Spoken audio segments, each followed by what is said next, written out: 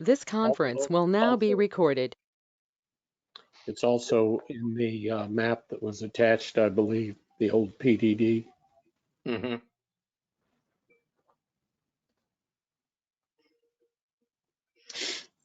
Yeah, I don't live too far away from that, and I've seen signs go up and signs come down and all that stuff. My understanding was that's the first one I worked on. I understand that was not the first one that came to the community, however. Mm-hmm. But in all honesty, they approved a lot of PDDs in days gone by that probably shouldn't have been. They don't have enough detail to tell what's going on. This is one, I just showed y'all one drawing. There were 5 or 6 drawings they did showing how this would work. Okay.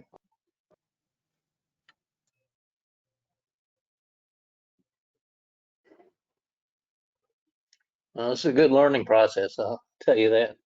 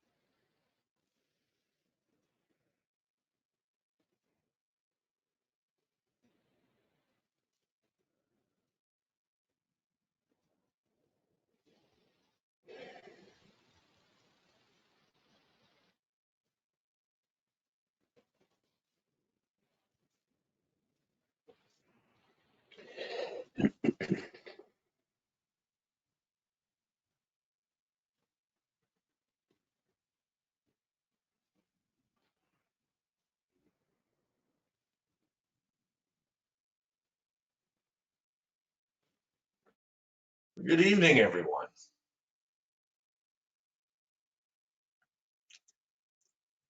Glad to see you back, Mr. Brown.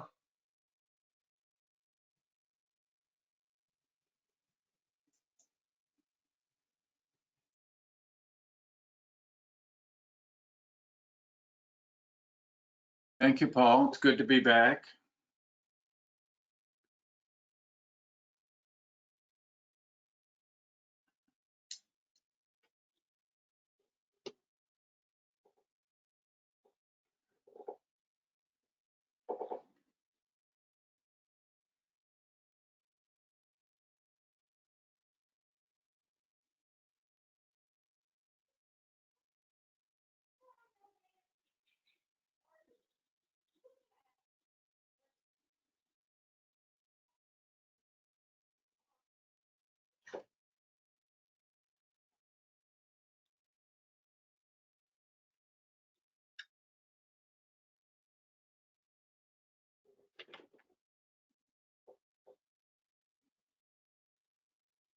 Roy, if you can Jeremy, have you had any notice from Charles Solomon regarding his attendance tonight? No, sir, I haven't heard from anybody. Okay. Say that. I've heard from Freezing Nichols people. Unless something drastic happens, they will all be here. In fact, half of them already are.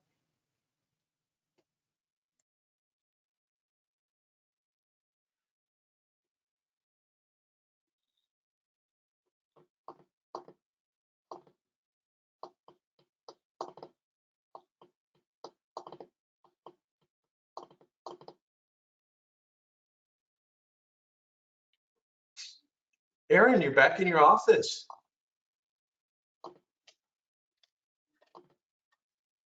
This is my home office. Ah. How's everything going at the office in City Hall? I'm not in my office at City Hall because they're blowing insulation into the walls where they were doing repairs. So I didn't think y'all would want to hear a jet engine all evening. Well, they're Well, getting good you evening. fixed up. It's That's good. 7 p.m. and this is the regular meeting of the Planning and Zoning Commission of Lago Vista, Texas on March 11, 2021. I would like to introduce all of our participants. We have Commissioners Richard Brown and Julie Davis, Larry Hagler, and Don Jandro, Tom Monahan, our Vice Chair, and myself, Gary Zaleski. I do not see Charles Solomon, so we'll see if he does turn up here in just a little while.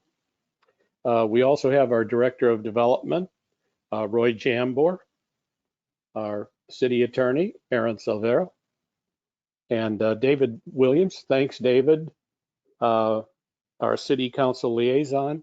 And I see that Arch Davila is also with us. So thank you very much, all of you in attendance and all the other interested parties this evening.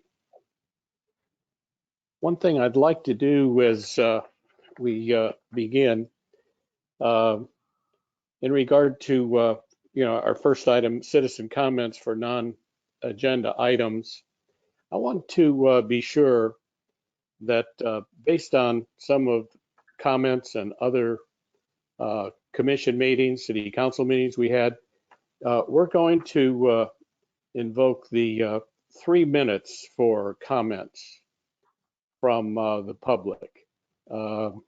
Unfortunately, I think it's very difficult in this format, and maybe very soon we'll be able to get back to the dais and conduct the city council meetings and conduct the Planning and Zoning Commission the way it was intended.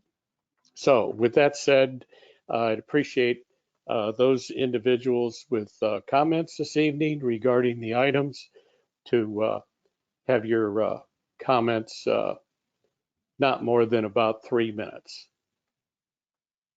Now, citizen comments for non-agenda items in accordance with the Open Meetings Act, the commission is prohibited from acting or discussing other factual responses to specific questions that are not on the agenda. Is there any citizen comments?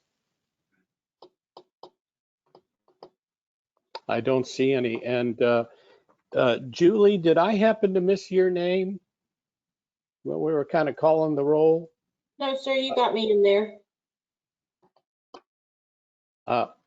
So Julie Davis, one of our other commissioners, is with us this evening as well. I think we got everybody logged in. Richard Brown, Julie Davis, Larry Hagler, Don Jandro, Tom Monahan, and myself, Gary Zaleski. So without any citizen comments, then what we'll do is we'll move on to item 1 during the public hearing, and this is a consideration of a recommendation. So item 21-1758-R-REZ, consideration of a recommendation regarding a zoning district change for the PDD Plan Development District, previously known as the Sunset Harbor PDD, to the R1-T Single Family Tall Residential District for the property legally described as Lot 6, Lot 7, and Lot 8 of Canyon Oak Subdivision and Lot 3M of Lago Vista Travis Plaza, save and accept 75 by 85 feet of said lot and Lot 4M of Lago Vista Travis Plaza subdivision. So Roy, if you would, Yes, sir. Thank you, Roy. For those of you who might not be familiar, this is a fairly well done PDD, quite frankly, for this piece of property. But after years of engineering design and due diligence, I think the property owner determined that the cost of the infrastructure would drive the cost of the lots beyond what the market could bear. I think he instead was approached by another property owner who, along with himself, who wants to develop an estate size lot for, I think the original developer wants to keep a lot for his vacation home. He's an Austin resident. And I think the other gentleman, his primary interest is to construct his own residence as quickly as possible. Now, with that much land, it's pretty reasonable to assume that they will eventually bring you a subdivision plat that shows more than just those two lots. But I think the primary impetus is, in fact, right now, just those two houses. There will be lots of complicated issues that you'll have to deal with, particularly as it relates to access and a really strange conveyance of a piece of a lot that, as a result, doesn't have any frontage.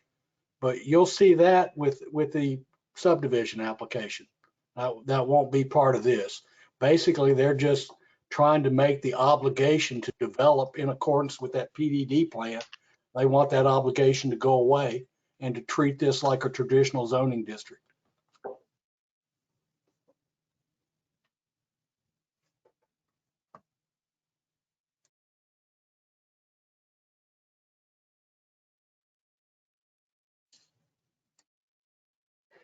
Thank you, Roy. I see that Tom had a question for the staff. Yeah. Roy, so judging by what I read and what you just said, that I mean, we're just here for the zoning portion to change it to R1T, which basically the area is already subject to because they incorporated R1T and the 35-foot height into the PDD. So I gather at this phase of being asked, there's no real, I didn't see any real downsides. We're just confirming the R1T, and then everything else will fall in later. Yes, sir. And I think I might have used that phrase in the staff report. In many ways, these people are giving away development rights. They're not really asking for anything they didn't already have. Okay. Thank you, Tom. Did anyone else, any of the commissioners have any questions for the staff at this point? Roy, I'm sorry. this is Julie. Roy, I just wanted to make sure I understood that as part of the PDD, it was already zoned R1T, correct? Well, that's the base zoning district. The way a PDD works, it's more efficient to refer to, we're going to use the development standards for the R1T district, except as modified hereafter. And that's just the most efficient way to do it. The zoning district was a PDD. They just refer to the R1T as sort of the baseline that they use to modify. So unless there's something specific in that old ordinance. And I kind of circled the parts that were relevant in that old ordinance. I put them in a red box, the height, that sort of thing. Okay, I just want to make sure I wasn't missing something. Thank you. Yeah, but R1T was in fact that was pretty much what the other lots were going to be developed in accordance with. They actually they were going to measure the height a little different, but other than that was the only real difference. Thank you. Any other commissioners have comments or questions? Oh, I see Richard's hand. Thank you, Mr. Chairman. Roy, it's not necessary at this time for us to delve into any of the details, such as access or anything other than that they are going to just replat, and the new lots is all we're going to accomplish tonight. Well, getting rid of the obligation to build that many lots and with that plan is what you're doing. Right. Yes. They will come. I doubt they're, we already know that Mr. Reed, wants a piece of lot 6, I believe it is. So we know there'll be a subdivision plat coming to you. The access is clearly limited. There aren't that many good places to access this property.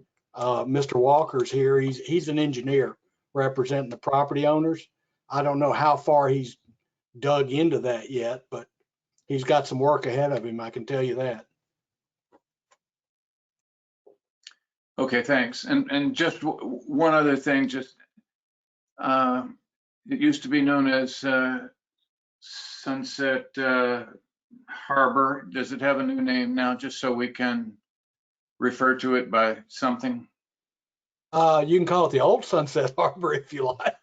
Okay, then that's what I'll do. Zoning districts don't carry that tag usually. The plat formerly known as? Well, it'll probably be a new subdivision, and that may be becoming the name, but for all we know, it's going to be the Sam Walker subdivision number 1. So, okay. we'll see when we get it. I would probably, Richard, if depending which direction you're facing, one direction, Sunset Harbor, the other direction could be Sunrise Harbor. So there you go.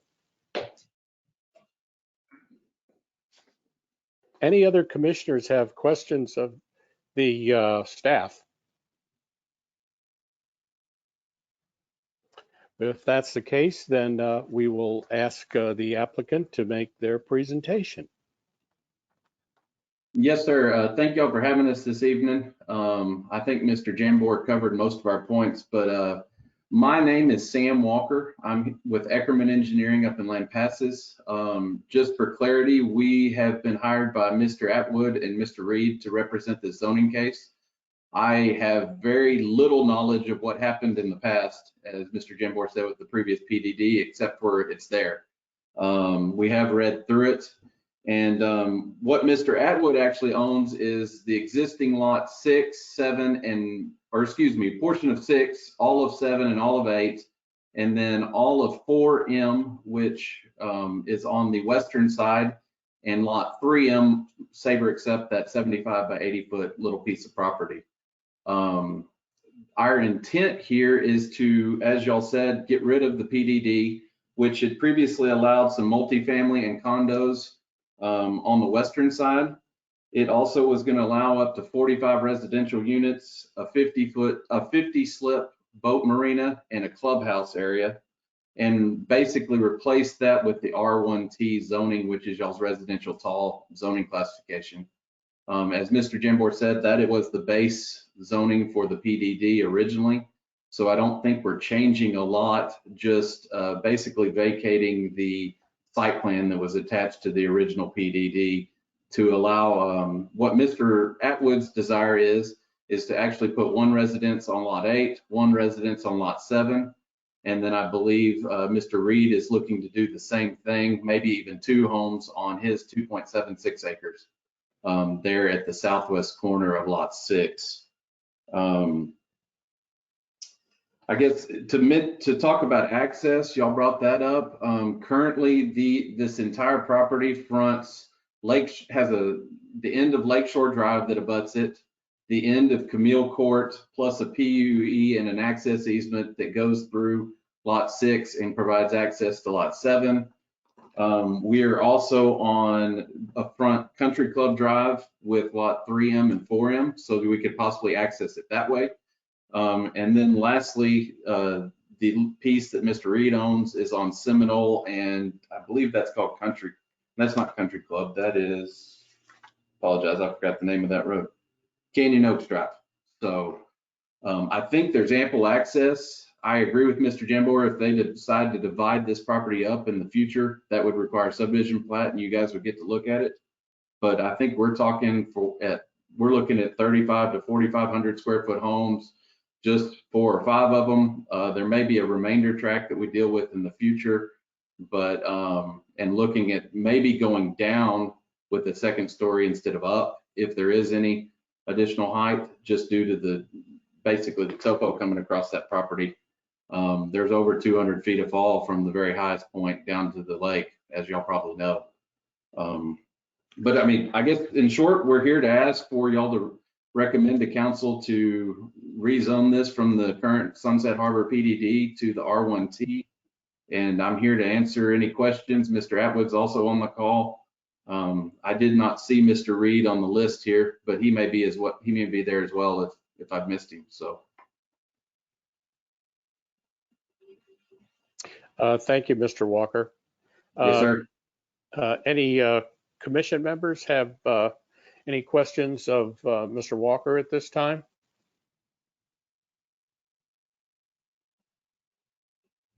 All right. If that's the case, then what we'll do, it's 7:15 and we'll open the public hearing. Thank y'all very much. Thank you, Mr. Walker. All right, the public meeting is opened. Would anyone like to make any comments or have questions at this point? I see it's identified as Gerald. Sir, if you would, your name, address for the record, please. Sure. Gerald and Susan Nilsson Weiscott at 5900 Camille Court. And we appreciate the fact that they're looking at less density. The concern we have is when it was platted in the past, Camille Court was only allowed as an emergency access. We just want to know that that's going to be the case as well, because emergency vehicles can't get through there, where it'd also be one of the largest longest streets in the United States. And it was last time, both times, it was basically agreed that Camille would not be an access point. We just want to know that that's going to be the case as well. Thank you. I'm not sure at this point in what's being considered this evening can be addressed. I guess either Roy or Mr. Walker, did you want to make any comment regarding Camille Court access? Well, and this came up before, and just so people will know, and it's not exactly uncommon in Lago Vista that we have improvements within street right-of-ways that don't meet current city design standards. If anybody were to attempt to use Camille Court, they would in fact have to improve it and bring it up to city design standards, which is one of the reasons why you would tend not to do that, because of the additional cost. They will tend to look elsewhere before deciding that's their best access. Thank you, Roy. Just to add to that, I do know, and like I said, I'm not as familiar with some of the history as Roy is by any means, but the original Sunset Harbor PDD actually had a primary access off of Camille Court. So reducing that from possibly 45 residences down to 1 or 2, and basically just a private drive at the end seems to be a fairly minor impact. Not to It would be, number one, it was not approved, and for Camille Court was left only for emergency vehicles, where they would have a code to be able to get in there. In addition, it's a single lane at the very end where we live, and I'm representing almost all of the people on Camille Court who are against it being an access point. Good. All right, thank you. Another option too, as I mentioned before, is we do have access out of off of lot 3M and 4M. So if that becomes an issue as we go down the path of developing this, we could possibly look at that as another access point. Thank you, Mr. Walker. Yes, sir. Any other individuals in this public hearing that had comments? All right, I don't see anyone else. So we will close the public hearing at 7:19.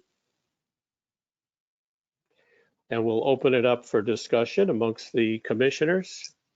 Any comments from the commissioners at this point? Tom? I'll just say, seems like a kind of a no-brainer to me. I mean, it's just, they want to be relieved of the PDD requirements to a much less dense and more personal, private residential area. It's already been approved for the height in R1T. So to me, it seems like, an easy approval. I guess that's my comment. Thank you, Tom. Don, did you have a comment? Yeah, I don't have any difficulty with changing to the R1T situation. I think that the biggest concern here is what Gerald expressed, is the access. And there's a much better access from Country Club rather than trying to go down his street or Lake Shore, where there you would have to move a sewer lift. So that would be really difficult. And I'm very familiar with Camille, and it is very difficult at that end. So Mr. Walker, I would certainly recommend that you study Country Club as the primary entrance. Thank you, Don. Other commissioners have comments? I don't see any at this time. So with that, I'll make a motion that item number 21-1758-R-REZ, the Planning and Zoning Commission of Lago Vista, Texas, would send a recommendation to approve this revised PDD, previously known as Sunset Harbor, for the lots and information described in item number 1. Does that motion sound clear enough, Ms. Silvera? Yes, Mr. Chairman. Thank you. Is there a second to that motion? Second. It was seconded by Larry Hagler.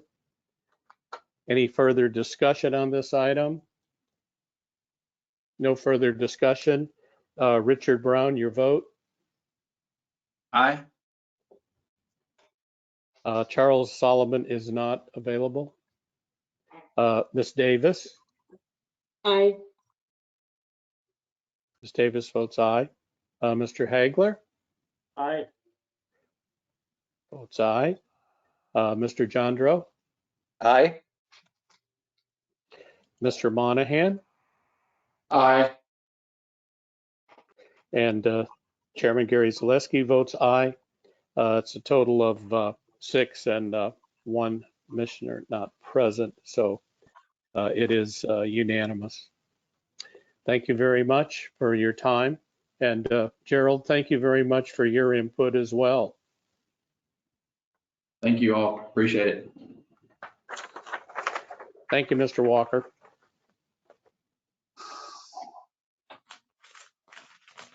All right, the next item, and I'll go through and read it. Item number 20-1726-R-REZ /20-1739.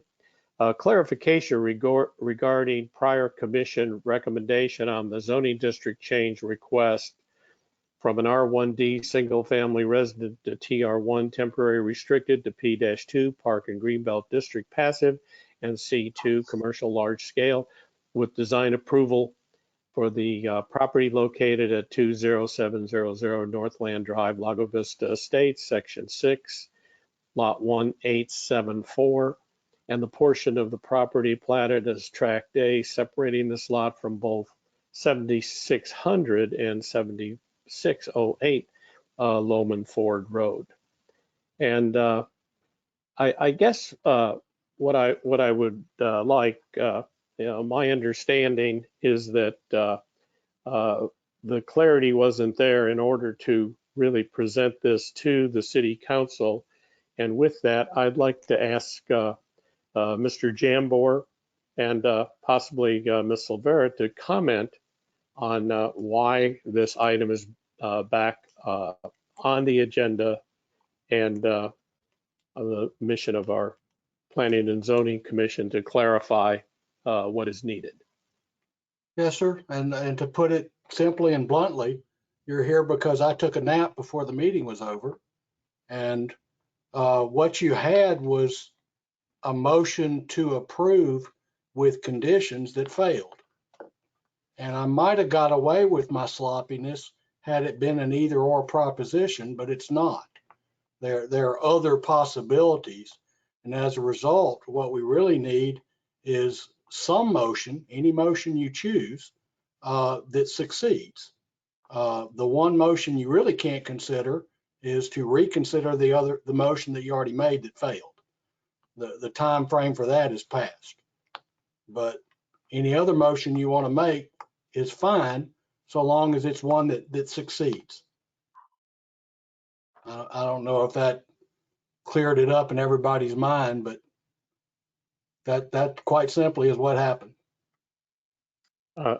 Thank you, Roy. I appreciate that. Aaron, did you have anything to add to that?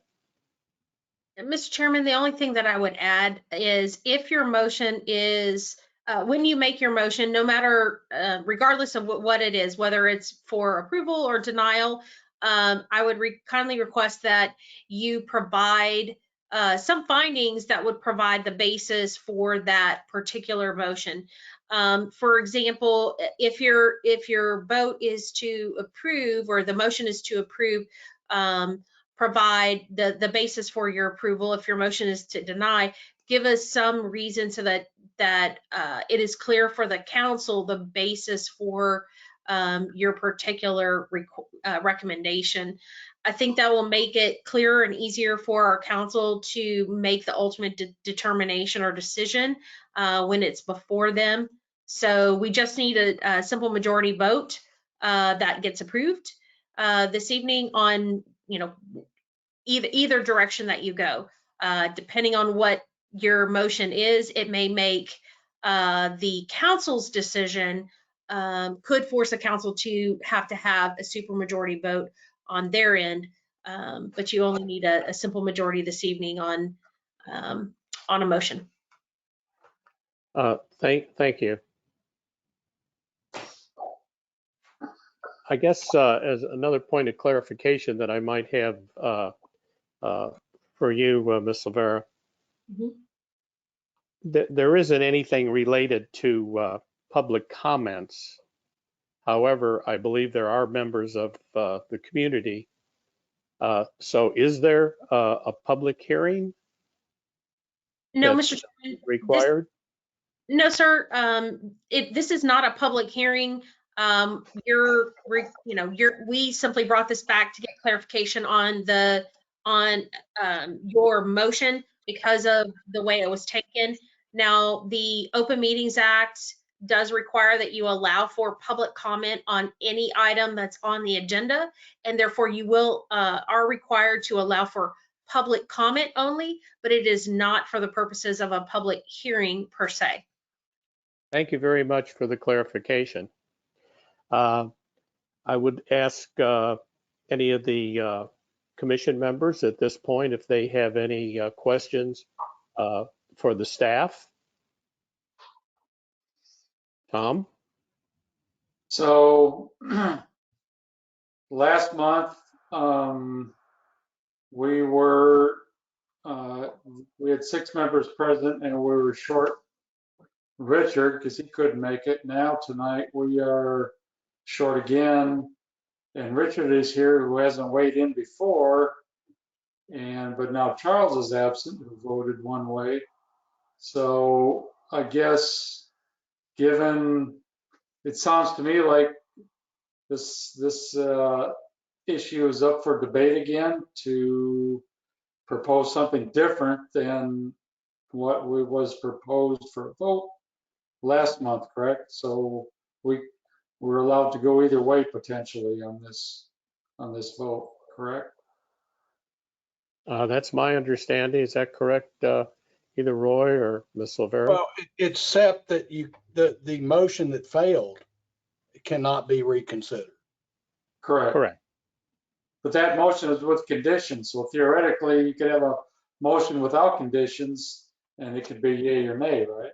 That is correct. That is correct. Thank you.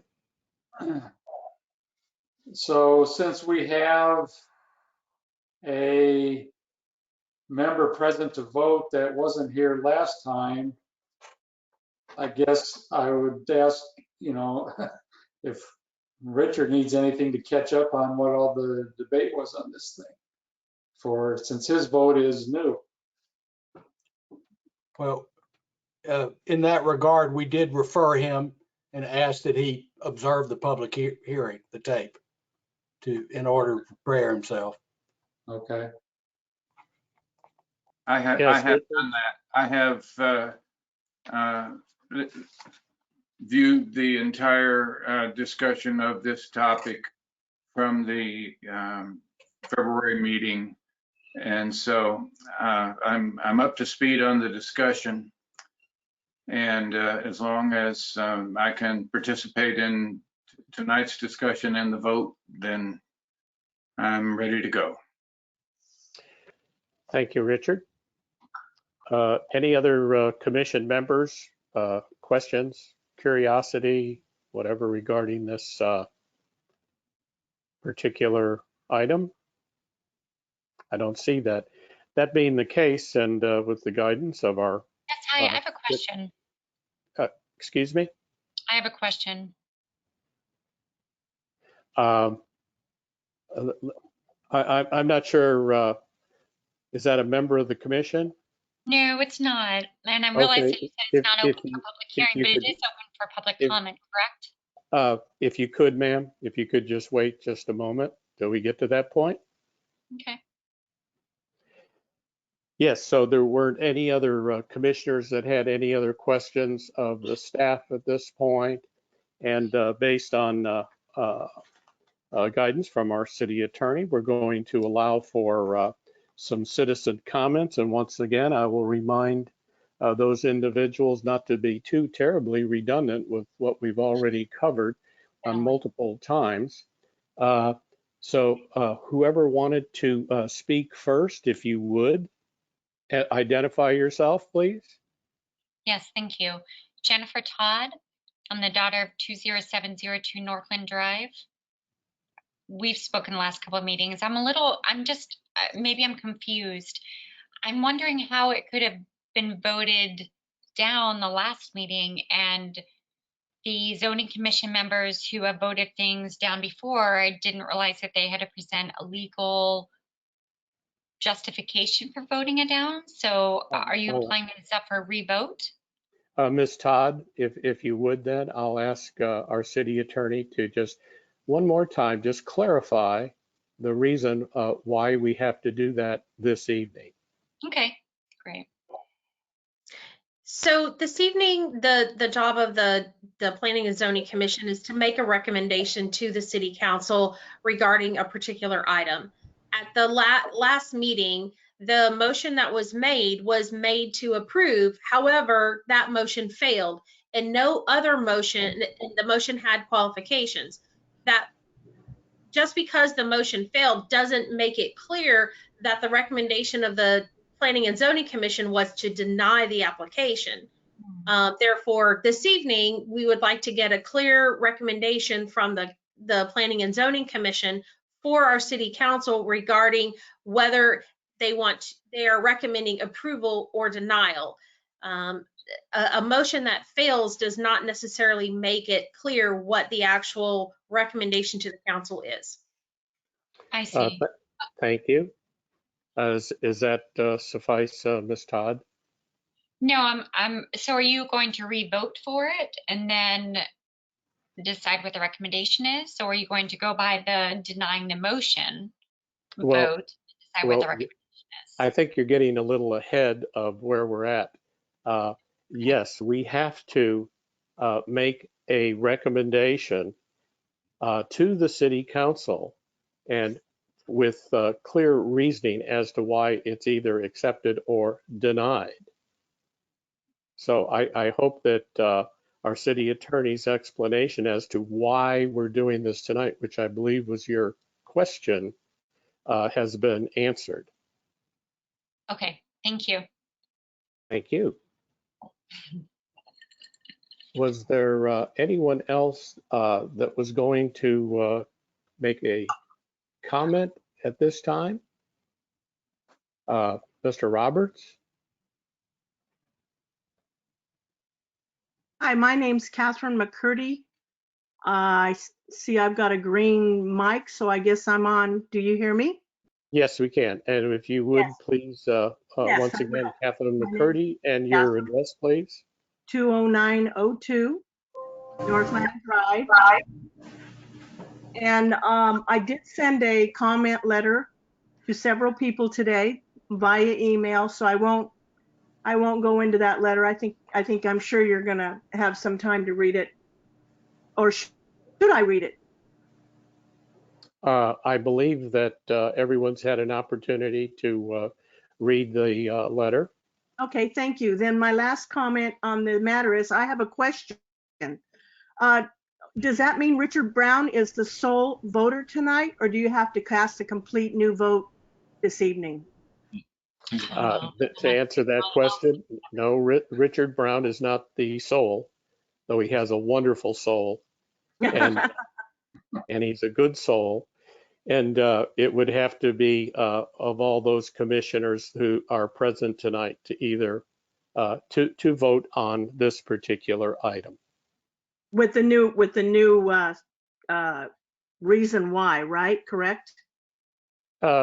Yes. Okay. If I just once again, Ms. Silvera, if you want to just add clarity, once again, we need to not just there has to be some reason for denial or some reason for approval. I thought they did have a reason at that last meeting. The reason was you did take hand count. You did take the hand count, correct?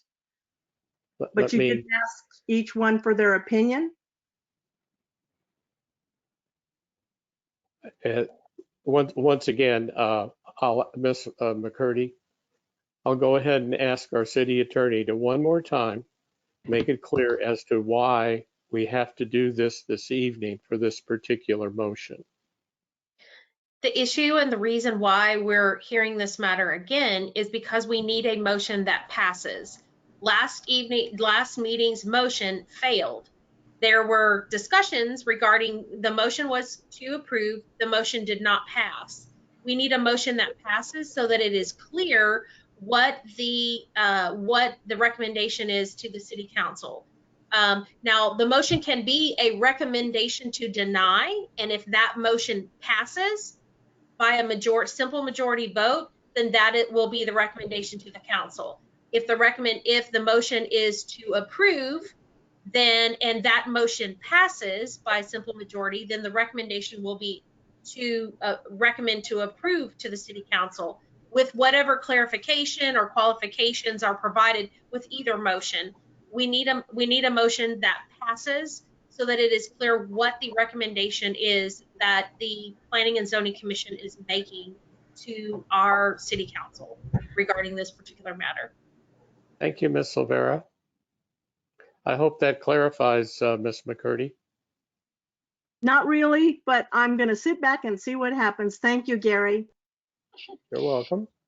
Yes, hi. I would like to, can you read the letter that was submitted by Ms. McGarry? Excuse me, if you could state your name and your address, please. Jennifer Todd, 20702 Northland. Can you please read the letter that was submitted by Ms. McGarry? We didn't get that agenda. We didn't get that packet, so I'd like to hear it.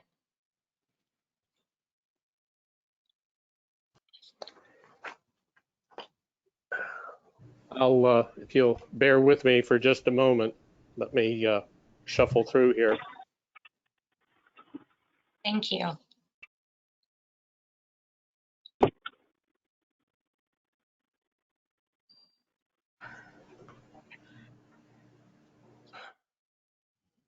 All right, if you'll be patient, it's a bit lengthy. Thank you. It's dated March 11th, 2021, and it went to our city manager, our mayor, and members of the city council. And it references the item that's on this evening's agenda that we're currently discussing.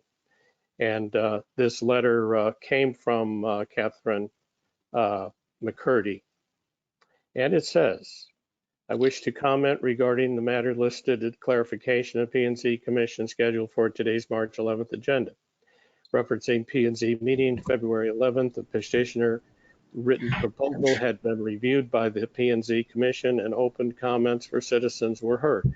Petitioner or agent representing the request of the property zoning changes and build were not present. Had petitioner been in attendance, they could have responded or added information to any questions or clarification needed. Also, if extra time was needed by petitioner, present set of conditions to move forward with their build would have been the time to do so. If petitioner doesn't attend the P&Z meetings or have an agent available for discussion and presentation, then why is it Planning and Zoning Commission of Lago Vista Council asking this matter to go forward again? The petitioner has had a simple opportunity to present information. Also, the petitioner had presented to the P&Z Commission a poorly prepared document with a simple circle representing placement for a detention pond. I believe one of the commissioners had a comment that it was poorly prepared.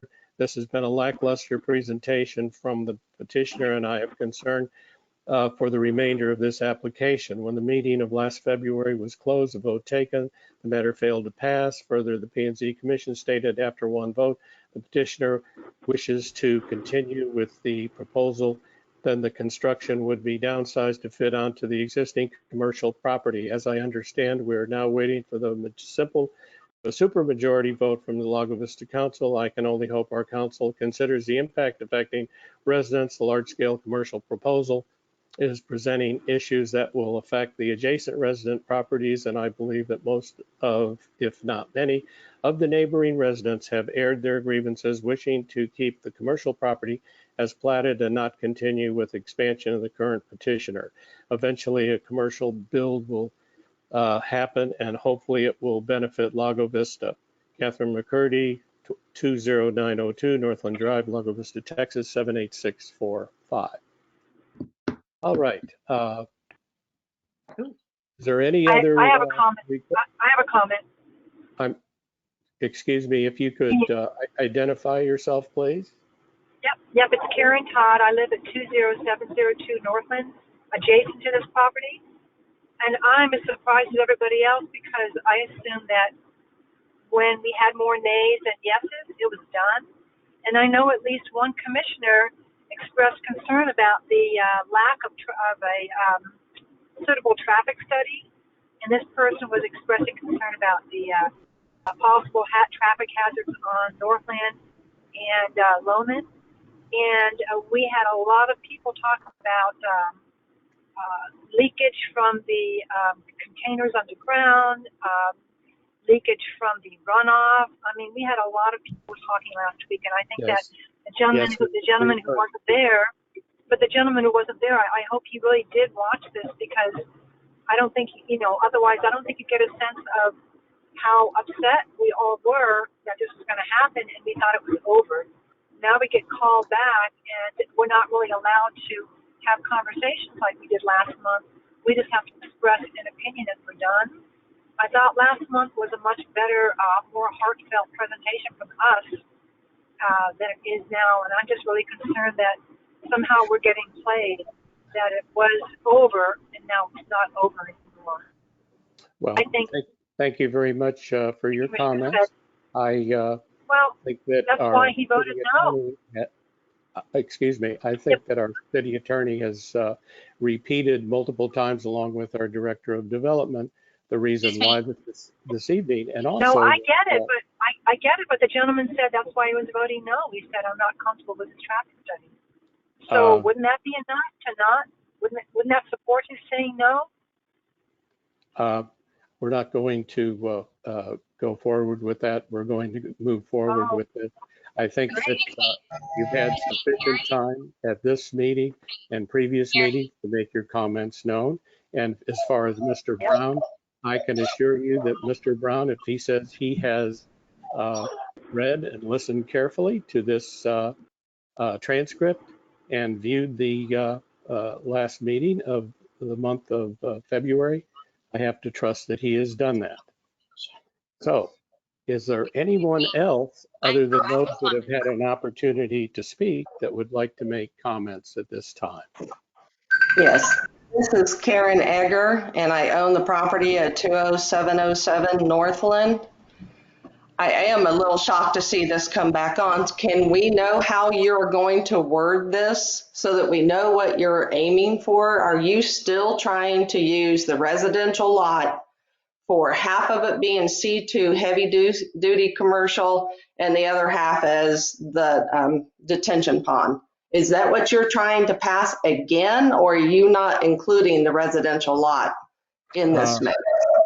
Have you had an opportunity to read the item as it's listed on the agenda for item number 2? Yes, I have. It's very muddy at best. Well, it's basically the same that we've been considering over the last couple months. So that is what we are considering this evening. And just to clarify, once again, I'll ask our city attorney. That is I don't need another clarification from her as much as I need to know why you're getting a second. Well, if this doesn't turn out the way you want it, then will you get a third bite at this apple? I mean, turning a residential lot into heavy duty commercial is not correct. It's not a correct use. It's spot zoning. It is definitely wrong for Lago Vista, and you're turning a neighborhood into a high traffic, very difficult place to turn in and out of. I mean, it's already dangerous enough. All right. Thank you for your comment. Is there anyone else that hasn't had an opportunity to speak, wanting to make a comment at this time? All right. Oh, yes, I have another comment. Mr. Roberts? No, I have another comment. Okay, go ahead. Have you, let me recognize Mr. Roberts. He's been trying to speak. That's fine, sorry. Thank you, Mr. Chairman, for recognizing me. I appreciate it. And I'm being mindful of my 3 minutes. I've just never seen, I have seen motions for zoning applications that council fail, and that's it. They just go away. They never come back to council. They just go away. My understanding, and I'm by no means proficient in this stuff, but I've just never seen a motion that failed come back like this before. So my recollection that the instances I'm thinking of specifically are from the city council. I believe Ms. Silvera has clarified that this being the P&Z, maybe the rules are a little different. She stated that she, is looking for a motion for a specific recommendation. But I'm not aware of anything in our city ordinances or in the Rosenberg Rules of Procedure, which our city follows, that requires the motion to come back. If it fails, it fails. But I'm thinking that maybe for it to go to the city council, it has to have a motion, like Aaron is saying, a motion to approve. But I guess my only question is really in terms of legality is, is there something in our ordinances that requires this application to come back before P&Z after the prior motion on it failed? And then number two, assuming the vote happens, I want to say something real quick. Mr. Brown, I'm watching your body language on this right now, and your indignation that you're displaying toward both me and other people is appalling. It's unprofessional, and it's unbecoming of that office, that seat that you're sitting in. And I'm glad this is being recorded for every citizen of Lago Vista to watch. Furthermore, now I'm worked up. That's insulting, Mr. Brown. Mr. Brown, you might recall Paul Prince's application in which he sought to have his property on Don Drive rezoned. At that meeting, you specifically referenced Chapter 14, Section 13.20 D and E, and made reference to that as being the next agenda item on that night's agenda. And if you had to follow the rules of that, you would have to vote against Mr. Prince's application, and you did. Those same rules apply to this zoning change. Mr. Zaleski, you do not have the right as chair. My understanding, reading an opinion from the Texas State Attorney General Paxton, the chair of no committee in the state of Texas has the right to limit what a person can say during their 3 minutes of public comments. They can whistle Dixie, but you don't have the right. Clarify, correct me if I'm wrong, Ms. Silvera, but that's my understanding. And I see you doing that at these meetings constantly because you don't want to hear something redundant, while Mr. Brown smirks into the camera at people. That's all I have to say. Thank you, Mr. Roberts. May I reply? Certainly, Mr. Brown. Thank you. Mr. Roberts, you prefaced your comments by saying you're not a lawyer and you don't know the law. But then you proceeded to question the lawyer who has given us her legal opinion for why we're here tonight. I'm not sure why you didn't listen to yourself when you said, I don't know the law, but then you proceeded to tell everyone that you wanted to question the legal mind that is present here tonight and find out from her. I mean, she has explained this ruling 3 different times to 3 different people. I'm astounded that you would ask the same question essentially again when it's been made clear to everyone present what it is we're doing here. No, it's not. Mr. Chairman? Yes, Ms. Silvera. Maybe there's one additional point of clarification I can make that will help the folks present today understand why it is that we're doing this. The recommendation that is going is that a recommendation. The recommendation needs to be clear.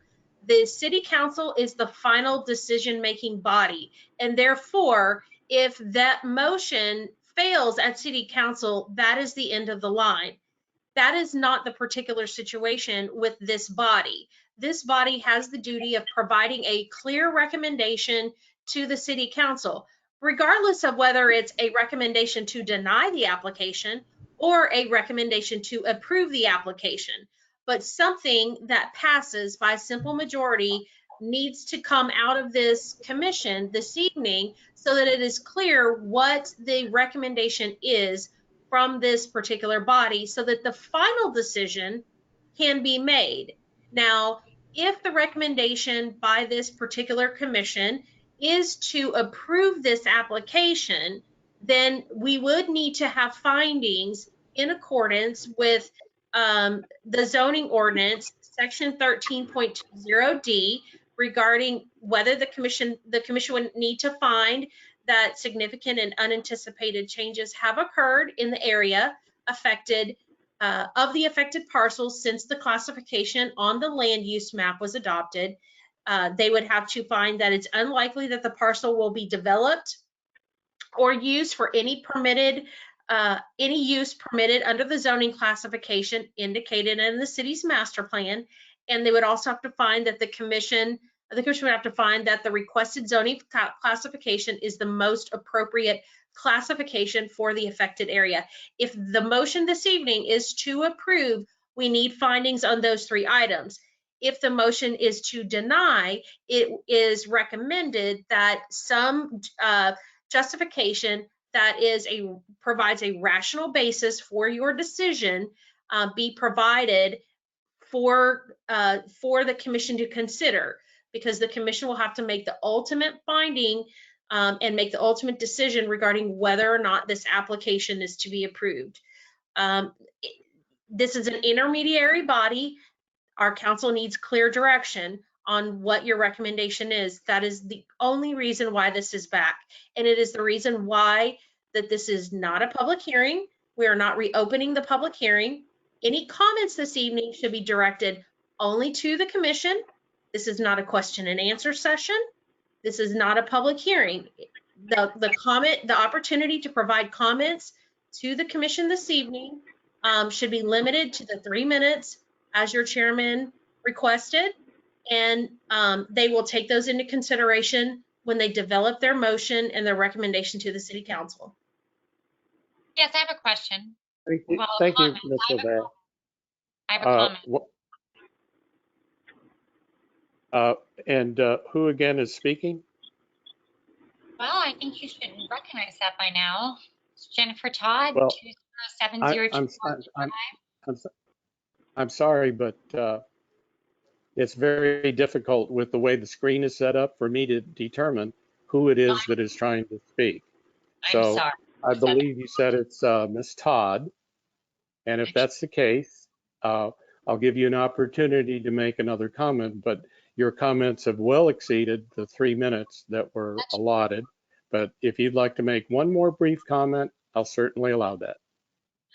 Well, I find it interesting that Erin Silvera is giving the answers to why they can't approve the rezoning. I mean, her reply was just 3 reasons why they could approve the rezoning.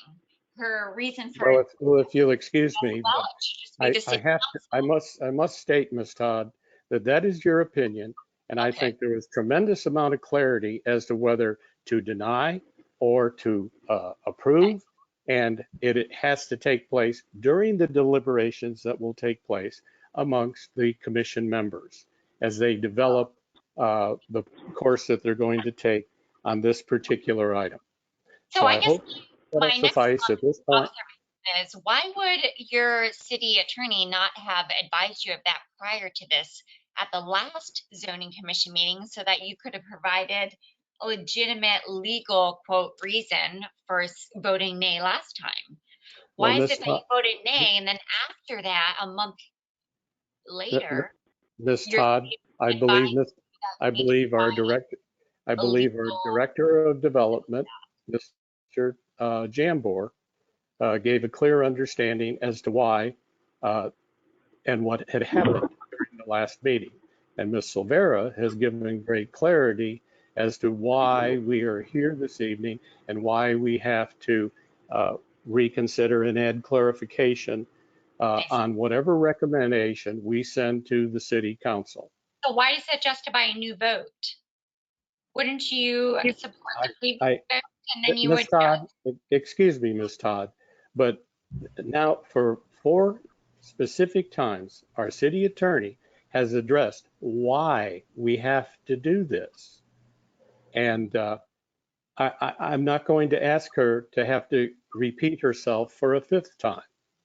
So we will go forward and we will develop what we need to develop in order to add clarification for the City Council of Lago Vista to consider.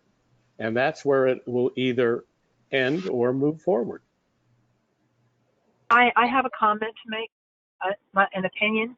Karen Todd at 20702 Northland. I'm going to piggyback off what Jennifer just said, because and Ms. Todd, excuse me. I just have an opinion. I have an opinion. Don't interrupt I have an opinion.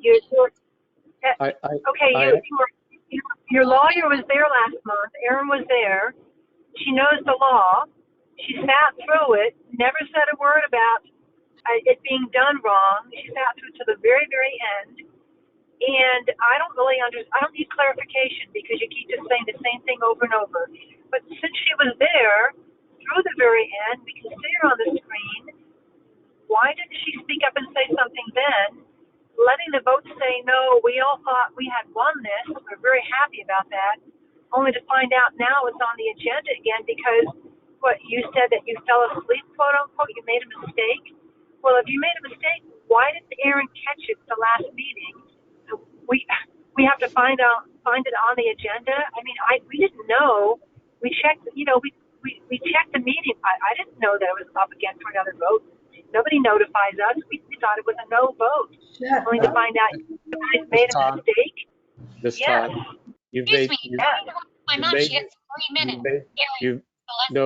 Ms. Todd, you have spoken well over 3 minutes, no, multiple times. 3 minutes. I'm watching and so at this point, that will be enough of your comments, and the rest, we need to move forward and make a determination on this particular item.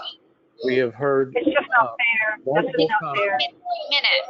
Excuse me. Jennifer, it's okay. It is okay. I get it. I just think it's not fair. I think that we were just, it's just not fair the way it was handled at all. Excuse me, if you're not going to allow speakers to speak 3 minutes, then how are you going to consider this a justifiable vote, legitimate vote? You won't even let your residents speak for 3 minutes when you just said they can speak for 3 minutes. You've interrupted my mom multiple times.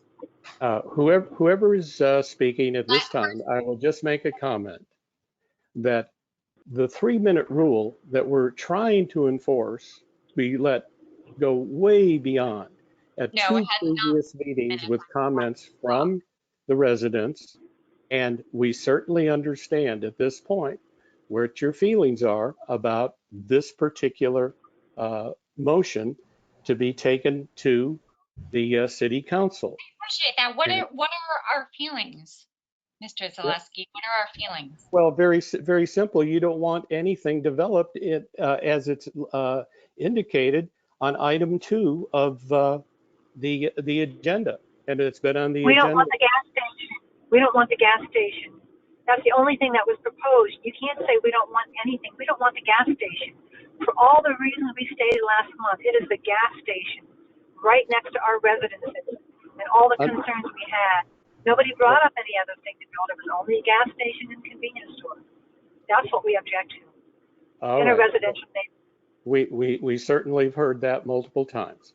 So now, if we could, I'd like to ask the commission members, we'll open it up for discussion amongst the commission members. And I guess I would just kind of put forward that this particular project, in my mind, they have every right to build whatever they want to build, as some of the residents have stated, in the piece of property that is already zoned properly for, quote, the gas station.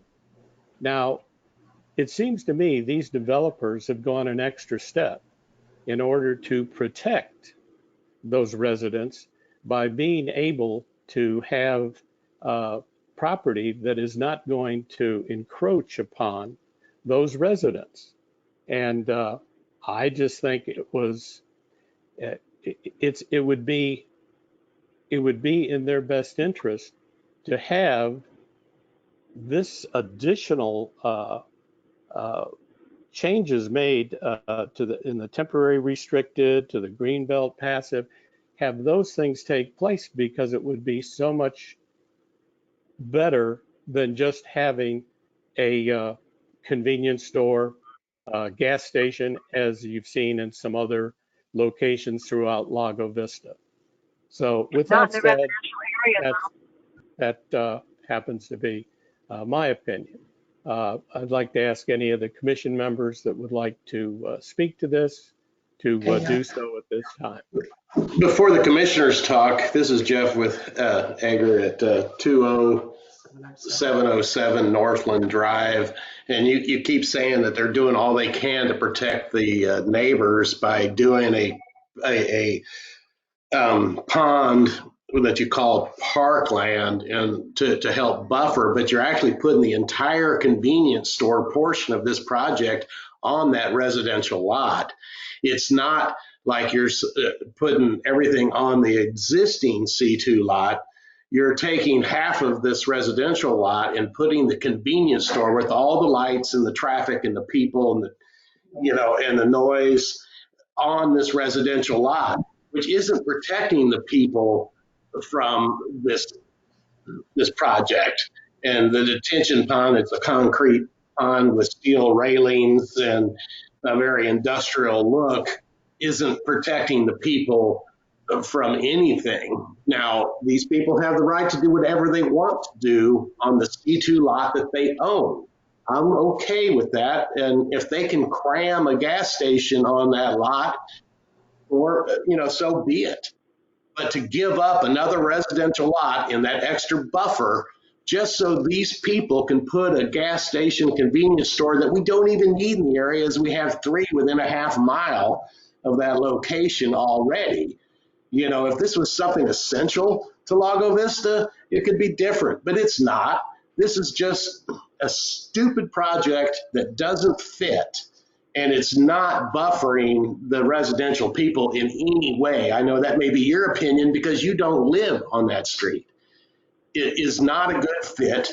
It does not need to go there. You voted it down once. The attorney had nothing to say about the fact that you did anything wrong. And then you bring it up a month later, not just to give us reasons why you voted it down, but to actually give you the opportunity to vote for it again? Where in the world is that right? I mean, come on. You guys are really manipulating this thing. I don't know who's getting a swimming pool out of the deal, but this shouldn't go on. And it's not fair for the people that live on Northland Drive. And I think you all know it. Appreciate your comment, but I don't appreciate your comment that one of the members of our commission are getting something out of this. So if we could move forward with any further comments from the commission members. Yes, Mr. Jandro. I have a couple of comments. First of all, I'd like to ask Ms. Silvera, this is a peculiar situation.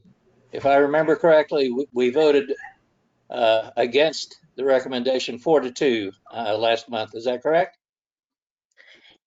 Yes, sir. I believe that was the vote 4-2. The recommendation was to approve. You voted against it.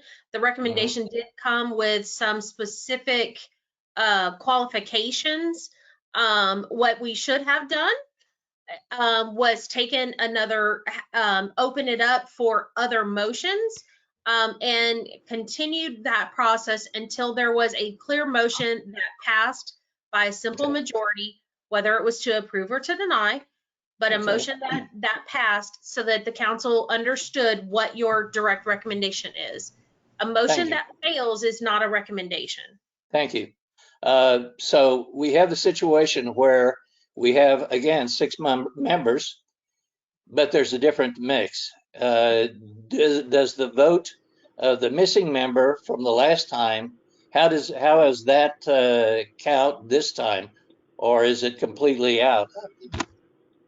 It's completely out. Mr. Chairman, you cannot reconsider the vote that was taken last time. Now, Correct. that does not mean that there can't be another motion to approve. And if it fails, then we will have to keep going through potential motions till you get one that does pass. Right. And so Mr. Solomon's absence does not affect tonight's vote. You have a majority of your members here. You have a quorum. Mr. Brown, having read the information and viewed the previous discussion and heard all of the public comments on this particular item, is eligible to vote this evening. Okay, thank you. Thank you. It seems to me like there are basically 4 situations here. To me, one of the overwhelming situations is the problem of ingress and egress. Okay, and I don't think we need to revisit that, but we can only turn out of the gas station in one direction onto Loman Ford. You have the bottleneck at the end of Northland, which I know that we say that will be fixed, but that's a real problem as far as I see. Secondly, we have the opposition of the members that or the people who live on the street that we've witnessed again very strongly. Thirdly, we have the problem of the degradation of the neighborhood with the pond, whether it be successful or not, and the acquisition of residential land to become commercial. And then fourth, we had a problem with the finish of the building, making it attractive enough to blend in with the neighborhood and in a harmonious fashion. So there are several negatives. To me, the biggest one is the ingress and egress. And then also we have the addition that the developer and his representative didn't show up to answer questions. I voted against the motion the last time, and I would propose that we make whatever we have to do to deny the application. And I have to leave that up to Ms. Silvera. How can we word that where we can vote again and see if we approve or don't approve of the situation? And I'll shut up. No. All right. Richard, I see you with your hand raised there. Thank you, Mr. Chairman. The same questions have been raised in the executive summary by Mr. Jambor about sufficient details regarding the depth and design of the detention and water quality pond, the clarification of the exterior finish, and the right-of-way dedication on Loman Ford Road. Those are the same things that could have been mentioned as qualifications for the vote at the last meeting. Have any of those been addressed in the ensuing month since the last vote, Mr. Jambor?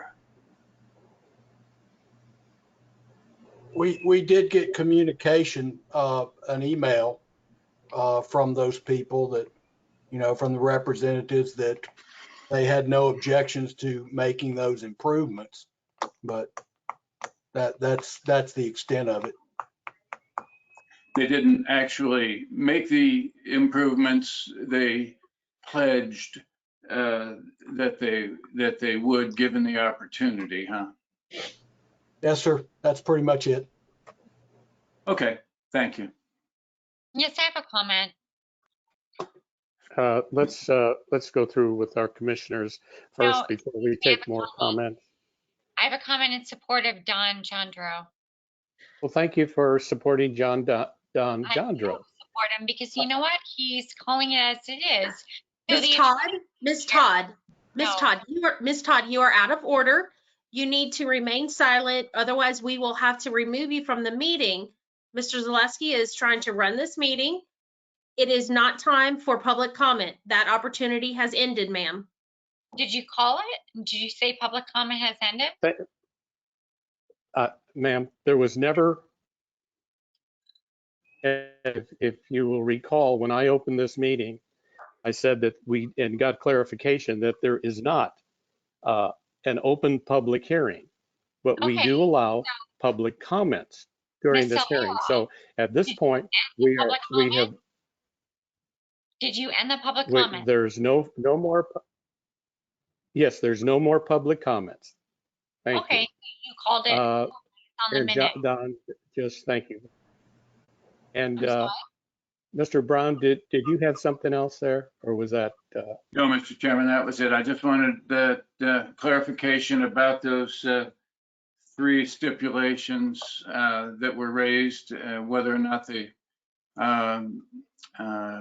applicant had actually addressed any of those with a revised design. I'm sorry, so are we not allowed to you, do Rick. public comment? No more public comments. Okay, so you. so why is the No. attorney? No more public comments. Okay, I'm trying to conduct Lord, please the mute Planning her. and Zoning Commission meeting. How do you call that? What basis are you calling that? What local rules are you calling that? Any other, Larry, Mr. It's a Hagler? public Yes, go comment. ahead. Thank you, Mr. Commissioner. Ms. Silvera, if they continue to interrupt, I would ask that you remove them from the meeting. Mr. Hagler, yes, sir. Thank you, Mr. Commissioner. I guess my concern last month was the retention pond and the fact that there's not a solid petition fence or whatever between the property that is still R1 and the buffer zone area. Because I do look around town, and probably you go up by the post office, if it's an earthen retention pond, nobody seems to ever clean them out. And I think I would have really appreciated it if this contractor would have come back and said, we're going to put a concrete lined one in, we're going to do the right things. Just asking for an inclusion of sufficient details, we're never going to see that. So that is the reason I voted against it, and I'm still kind of firm at that. Thank you for your time. Thank you, Mr. Hagler. Was there anyone else on the commission that had any further comments at this time? I don't see anybody else responding. And if that's the case, then I'll go ahead and put together a motion. And this motion, I guess the best, this is regarding item 20-1726-REZ 20-71739 to give clarification to the City Council on this zoning district change as written in item number 2 of the Planning and Zoning Commission. And based on the lack of participation on the part of the contractor or the agent, and also comments made about the traffic at that particular corner, and the opposition of the residents of this particular area, and also to this recommendation would be to deny this application for those reasons.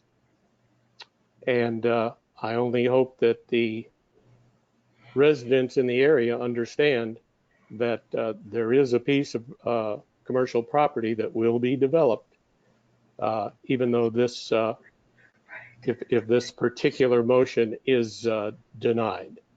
Ms. Silvera, do you think that was too lengthy? Do I need to consolidate that, or is that a clear enough motion to deny the application? Mr. Chairman, I think your motion is clear. Your recommendation is to deny the application for the reasons that you stated: traffic, lack of participation by the contractors, comments in opposition by the residents, As well as concern over the traffic in the area. Yes, Mr. Chairman, Thank I you. think that makes it very clear. Is there a second to that motion to deny? Second. There's a second, I see, by Mr. Larry Hagler. Mr. Jandro. Yeah. Well, I saw Larry too, so we'll say that Larry seconded the motion, and at this point, is there any further discussion on this particular item? I don't see any further discussion. So let's go through. Mr. Brown? Aye. In other words, to deny. That is correct. And Mr. Oh, he isn't here. Ms. Davis? Aye. To deny. To deny. And Mr. Jandro? Aye. Mr. Monahan?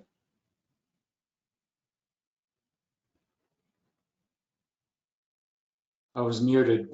Nay. Mr. Monahan votes nay. All right, so it is what, 5-1? Yes, 5-1 to deny the application. Mr. Right, Chairman, moving on. Mr. Chairman, I'm sorry to interrupt, but I know he seconded the motion, but did you actually record Mr. Hagler's vote? I did. Thank you. I did. And just to clarify, Mr. Hagler, that was, since you seconded, you did vote aye to deny the application? Yes, he did.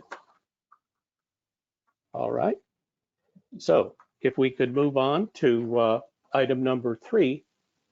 And item number 3, oh, wait a second. We have had a request for a 6-minute interruption as a recess. So if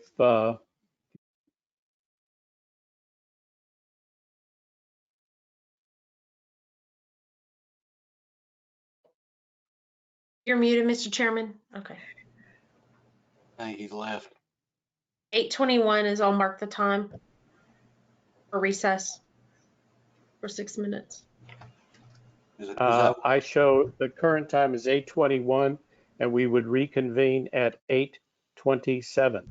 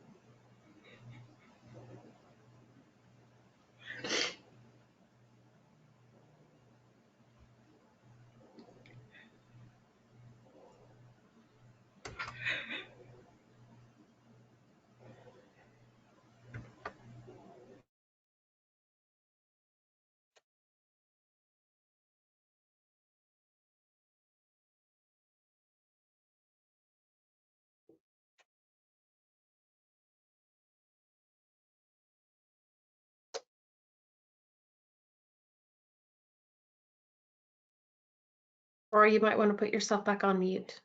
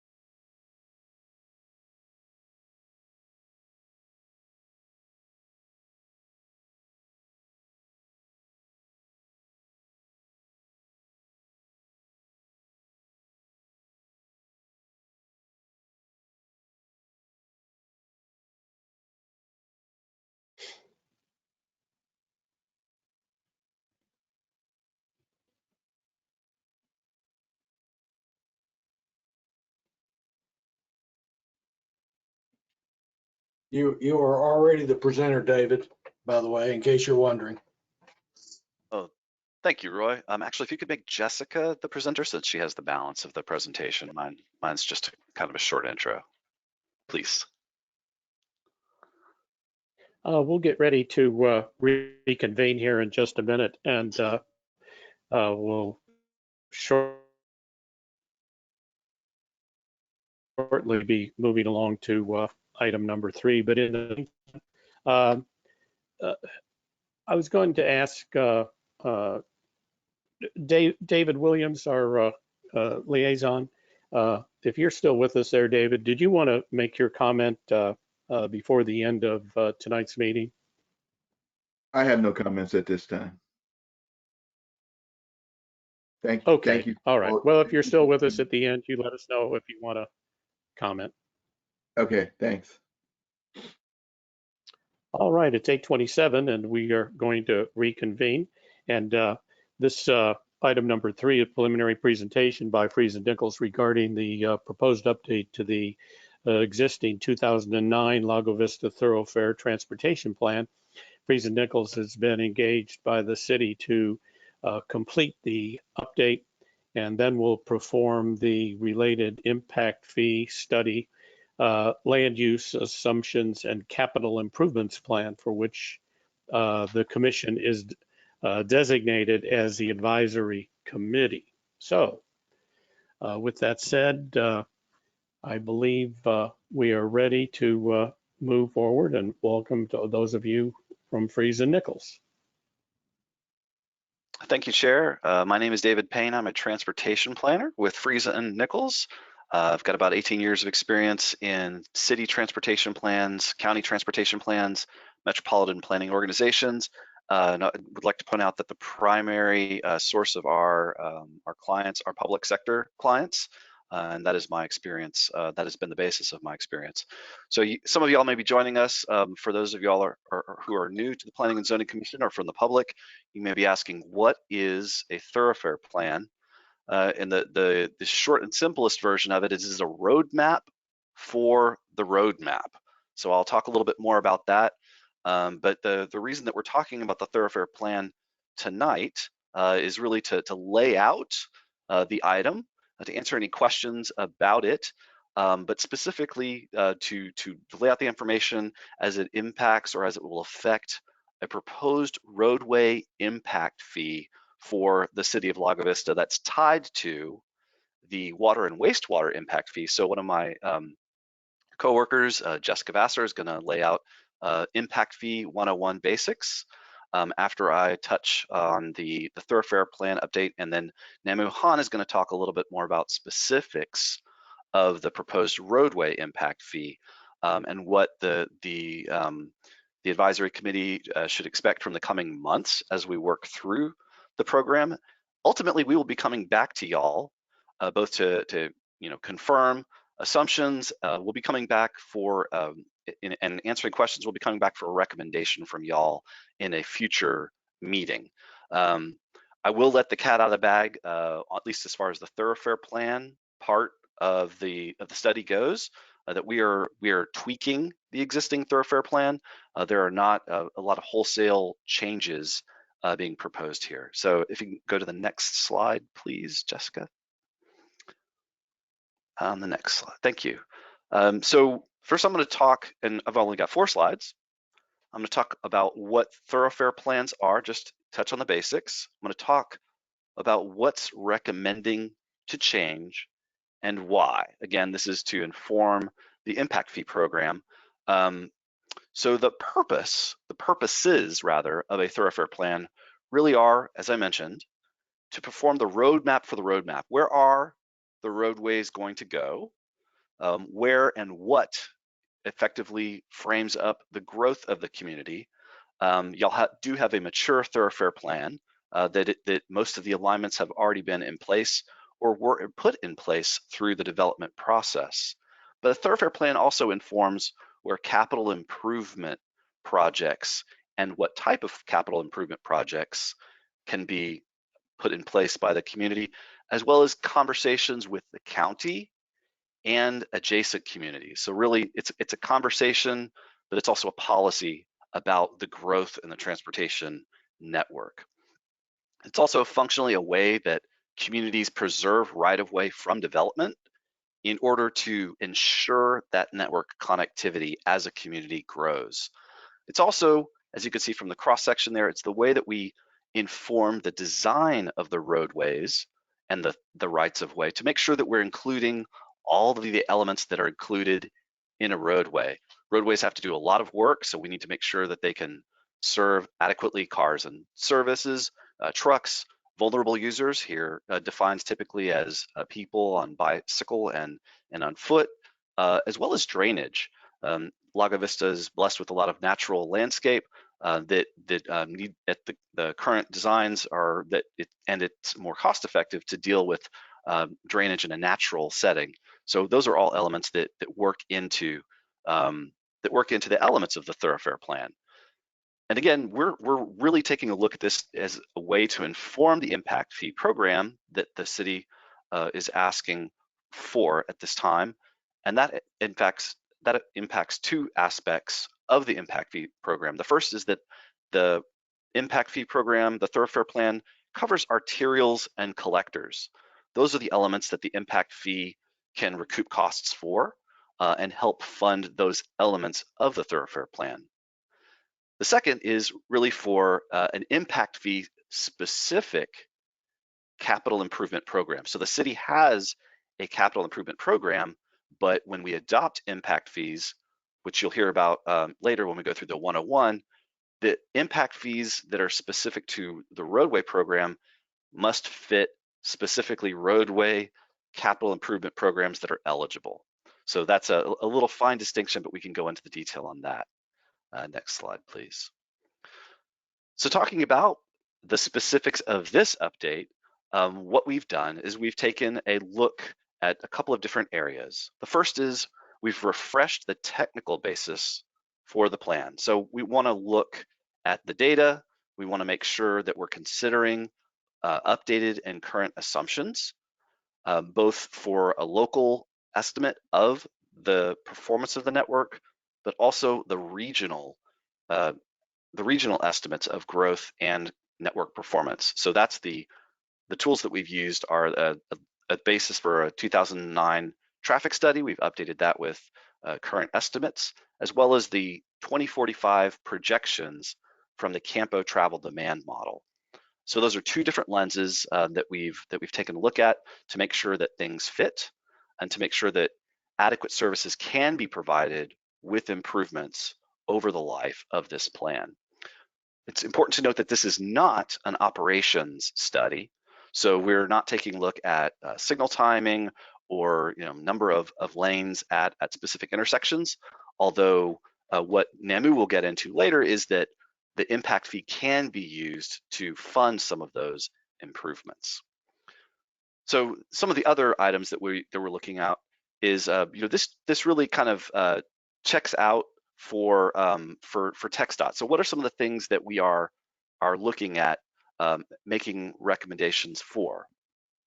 So the first is one of the results from the analysis that we did is that essentially FM 1431 is maybe a little potentially undersized east of Lomond Ford Road in the current Thoroughfare Plan. So at some point in the life of the plan, that roadway may need to be widened to 6 lanes. So all we want to do as part of that regional conversation with this Thoroughfare Plan is we want to make sure that there's enough right-of-way preserved from development in the future so that that conversation with TxDOT can happen. So through conversations with TxDOT, we've come to standardize principal arterials for right-of-way dedication at approximately 150 feet. So that is a little bit more than what's out there today, but our understanding is that there is sufficient right-of-way in the public hands that should not be a significant impact over the course of implementation of this plan. The second item is for what we're doing is we're really right-sizing functional classifications for other parts of the network. And you'll see that on a map that I'll go over briefly, but also we'll leave that copy with the Planning and Zoning Committee as well as the public to review at your own leisure, and of course, answer any additional questions or ask any additional questions that you have, and we'll be sure to answer them. The effect of right-sizing some of these functional classifications is that there may be tweaks to right-of-way throughout the city, but effectively there's not a change because some of the rights-of-way are getting narrower from a functional classification, but we're actually asking for 5 feet more to fit in drainage. It's a bit of a technicality, but that functionally it should remain no change for the majority of the city. The other thing we want to talk about is taking a look at safety and how that can be influenced by the planning stage of the thoroughfare plan. So I'll talk a little bit more about that in a slide or two. And then, as I mentioned, natural drainage. One of the recommendations at this point is to add approximately 5 feet per side to the requirements of the thoroughfare plan to accommodate natural drainage. And then lastly, again, I mentioned some of those conversations with adjacent communities and the region. The current thoroughfare plan has a couple of options for crossings, new bridges. What we're doing through this minor amendment is we're adding consideration of potential ferry operations to some locations. The implementation of a bridge crossing or ferry, that would be done by others, but it would be done in partnership with the city of Lago Vista. And so this document is one of those signals to those conversations that happen in the future. So we just want to add that potential for those future conversations. And my understanding is that the county currently has, Travis County has consideration for funding a feasibility for that to be done in the not too distant future. So look forward to those conversations. And lastly, Jonestown, since the adoption of the current thoroughfare plan, has considered some connectivity, different alignments of connectivity to some of their extraterritorial jurisdiction, or ETJ. And so we're reflecting changes to alignments that reflect the potential connection for longer term connectivity or constructability for future developments through the development process or through safety connectivity concerns. I heard earlier a mention about fire access or fire easement, those kinds of things. So there are some tweaks to alignments in the northeast quadrant of the city that you'll see on the map. So the next slide, please. So again, now that we've got the map up, this is a little bit more colorful than the current thoroughfare plan because we're adding a little bit more specificity. So the red line, so anything with yellow, anything highlighted yellow is showing a change in either a functional classification or alignment from the current plan. So anything that's highlighted in yellow there, that's where we want to focus on. We would like folks to focus on some of those changes. And then just briefly, some of the additional colors represent functional classifications. Those give different direction to right-of-way widths. So it's very much like the trunks of a tree. First you have, or the branches of a tree, you have the trunk, and then you have the branches, and then you have the smaller twigs. This is very similar in structure to the city of Lago Vista. And the principal arterial is shown in red, major arterial shown in blue, minor arterials in green, and then collector class facilities in orange. So again, to highlight the changes that are being recommended here, we're standardizing the right-of-way recommendation for a principal arterial for FM 1431. That's fairly standard with TxDOT, but that is a TxDOT facility.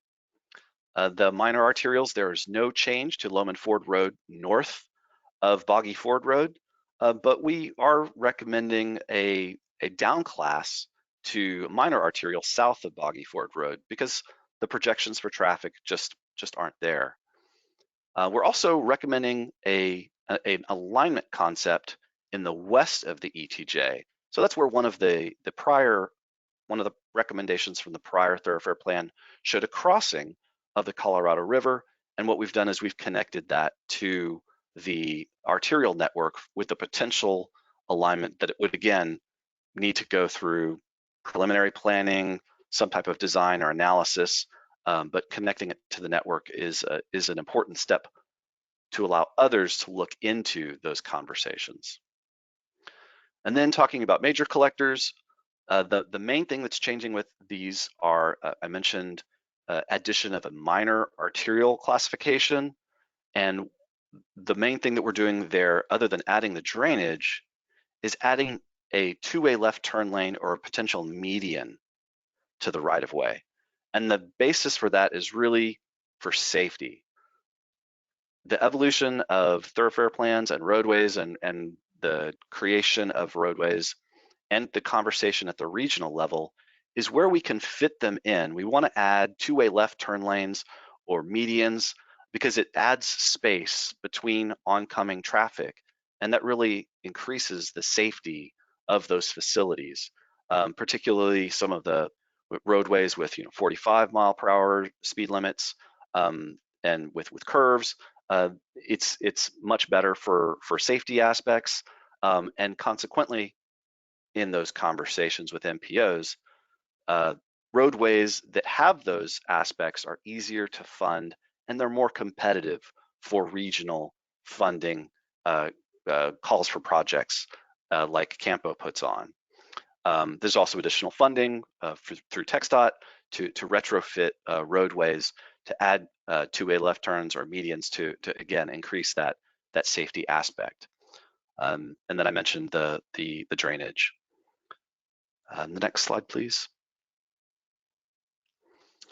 So again, this is the summary of the why we're recommending changes. There's three sort of summary reasons for that.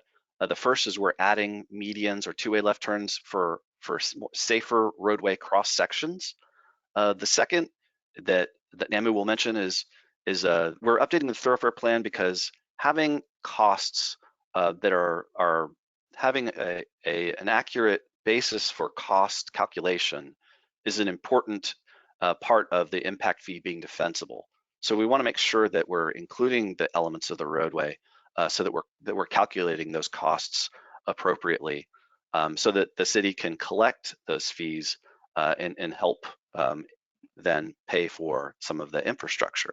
And then the last, as I mentioned, is some of the county and regional transportation planning and implementation conversations, participating in those regional conversations. So that's the short version of mine. Again, the map is going to be circulated to the committee if y'all don't already have a copy of it, and we'll be placing that available so that the public can take a look at it too. And in a couple of weeks, we'll be returning for other elements of the impact fee plan for a recommendation on some of these changes. If y'all have any questions, we can either take some of those now, or we can wait to the end of the impact fee portion, impact fee 101 portion of the presentation, and then we can circle back to talk about the thoroughfare plan. And I'm happy to handle that either way. We're about to shift gears a little bit, talking about impact fees, and I'm going to be speaking on the water wastewater portion of things. So while we have this map up, if anybody has any comments or questions, we'd be happy to field those at this time.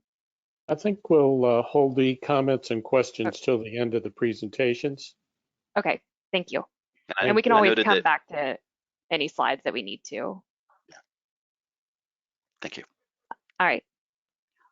Well, I am Jessica Vassar. I am the project manager for this overall project with the Thoroughfare Plan update and the impact fee study. I am leading the water wastewater impact fee portion of the project. And right now, the city of Lago Vista already has water wastewater impact fees in place. So this will just be an update to that program. But we are looking at a new roadway impact fee program. And so part of the presentation tonight will be discussing some of the steps we need to go through to implement that new program. And I'm not sure how many people have been through impact fees before as part of this committee, but hopefully some of this will help if you've never seen this information before. The impact fee process, the first thing we have to do is develop land use assumptions. Then we'll be putting together a CIP. Obviously on the roadway side, we've seen a lot of that, which David already presented with the Thoroughfare Plan update. We're going to be conducting impact fee calculations, having stakeholder meetings. The next time we meet, we will be meeting as the Capital Improvements Advisory Committee. Tonight we're meeting as Planning and Zoning, but next time we'll be meeting as the Capital Improvements Advisory Committee. And then we will be approving and adopting the impact fees. So what is an impact fee? An impact fee is a one-time fee that is charged to new development to help pay for growth. So this is not a fee for existing homeowners or businesses in your city. This is only for new development that is coming online. And it is governed under Chapter 395 of the Texas Local Government Code. Impact fees allow for cities to recoup a portion of the cost of the infrastructure associated with new growth. It's an equitable, structured approach. And the way that we charge impact fees for the roadway side, it's based on how much traffic a site is generating. So something like a Starbucks with a drive-through will have a higher impact fee than a bank with no drive-through. So you can think that the Starbucks would be generating a lot of traffic, would have a higher roadway impact fee. On the water wastewater side of things, it's based on how much water the site consumes. So it's based on the water meter size. So maybe a single family home has a 1-inch meter and a business has a 4-inch meter. That business with the 4-inch meter would pay a higher impact fee based on their meter size. So what it boils down to is who is going to be paying for growth. With impact fees, new development is paying for a share of that infrastructure, and without it, that cost of infrastructure falls on your existing taxpayers. And we kind of looked at this a little bit earlier. What I want to highlight here is, as the Capital Improvements Advisory Committee, the CIAC, your role is to help us through the land use development, the CIP, and then ultimately you are going to be making a recommendation to City Council. You're required to provide a written recommendation, and that can be as simple as, we agree with the findings that Freese and Nichols has put together, and we agree with their calculations. We recommend that you update our impact fee ordinance, or you can go as far as to recommend a specific rate. We recommend that you collect this amount for water, this amount for wastewater, and this amount for roadway. So as we go through these meetings in the future, we'll guide you through what is our calculation, and then you can come up with what your recommendation to City Council will be. Because roadway is a new program, you're required to have 2 public hearings. So the first public hearing for roadway will be over just the land use assumptions in the capital improvements plan. And then the second public hearing will be on the implementation of impact fees. And then the water wastewater impact fees only require 1 public hearing because it is an update. So we'll handle the first roadway public hearing, and then the second one will be in conjunction with the water wastewater impact fees. I guess I covered this. Your role is just to provide input and make a recommendation to the City Council as the Capital Improvements Advisory Committee. So what types of things are eligible for impact fees? These are going to be new projects that have capacity to serve growth. It can also include projects that the city has built recently in the past 5 to 10 years that still have capacity to serve growth. You can keep those on your impact fee CIP and continue to pay yourself back for those projects. Impact fees can cover the cost of construction, right-of-way acquisition, engineering. It covers financing cost of projects, and it covers the cost of the study. Now, what you don't see on here are things like maintenance, or if you have lines that are in poor condition, you can't use impact fees to pay for replacing an 8-inch line with another 8-inch line. We have to be adding capacity to the system to serve growth. Getting into a little more specifics on water and wastewater impact fees, the water wastewater service area is going to be your CCN, your Certificate of Convenience and Necessities. That's what's shown in this pink area. So this will be the service area for water and wastewater. And what we're going to bring to the next meeting is going to be our impact fee CIP. So this is going to include things like treatment capacity, transmission lines, pump stations, storage tanks. That's all on the water side. On the wastewater side of things, we'll be looking at gravity lines, lift stations, wastewater treatment plant capacity, And these are the types of things you can expect to see on our impact fee CIP. I don't want to get too much into our calculation because it becomes a lot more clear once we have some actual numbers to plug into this. What I want to highlight here is that this is an equation we're going to be looking at. We're going to be calculating the eligible cost using all of your projects and using your land use assumptions. We're going to determine what portion of those projects is eligible for impact fees. That's going to become the numerator of our equation.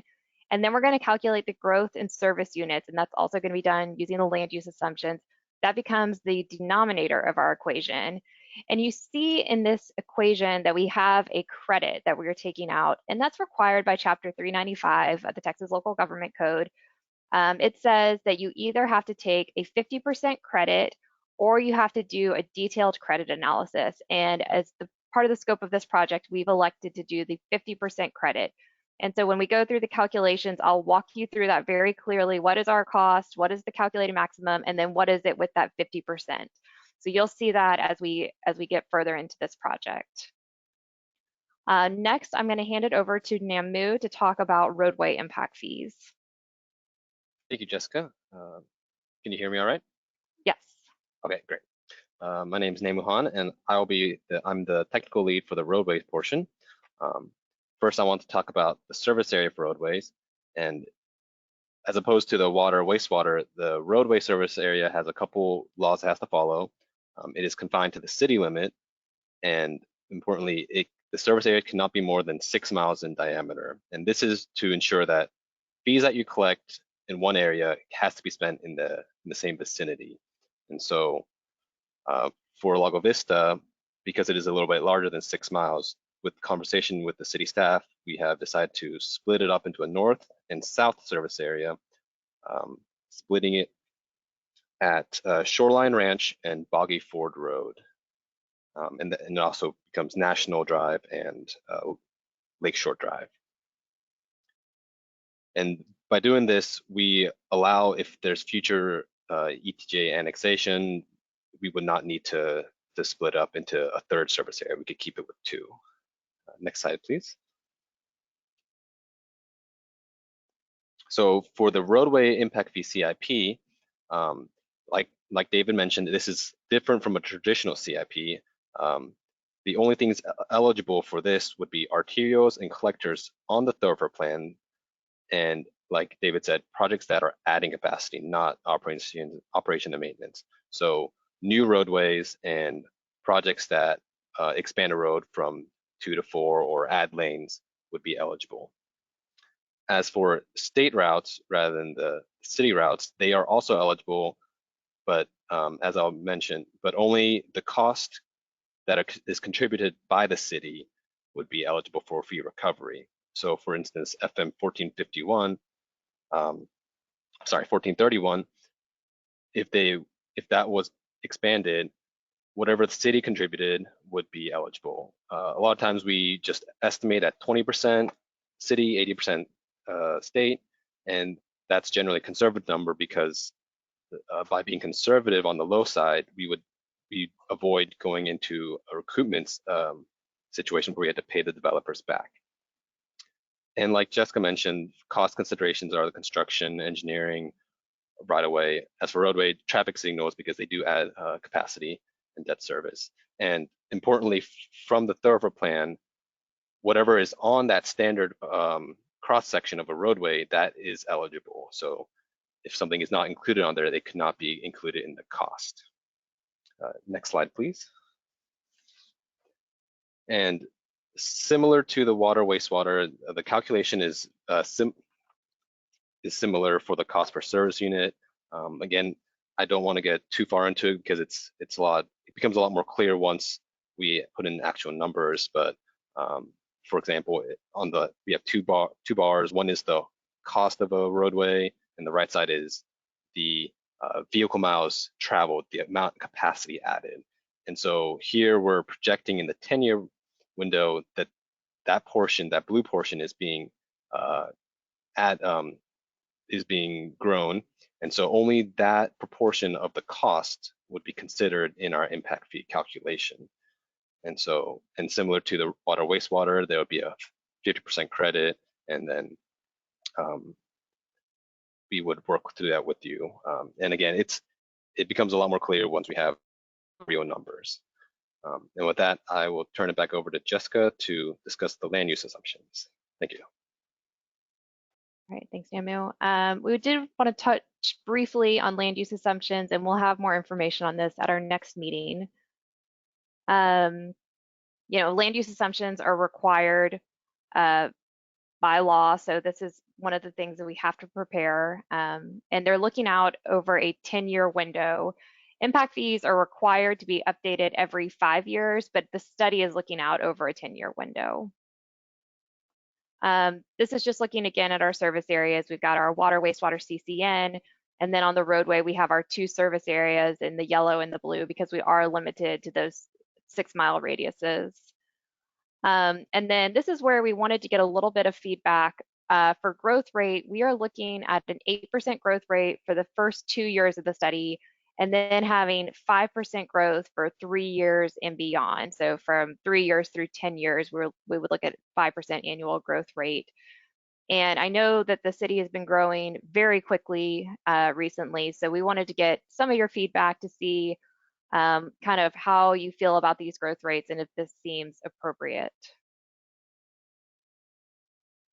And then the last thing I had was our project schedule, just kind of giving you an idea of where we're going to be going.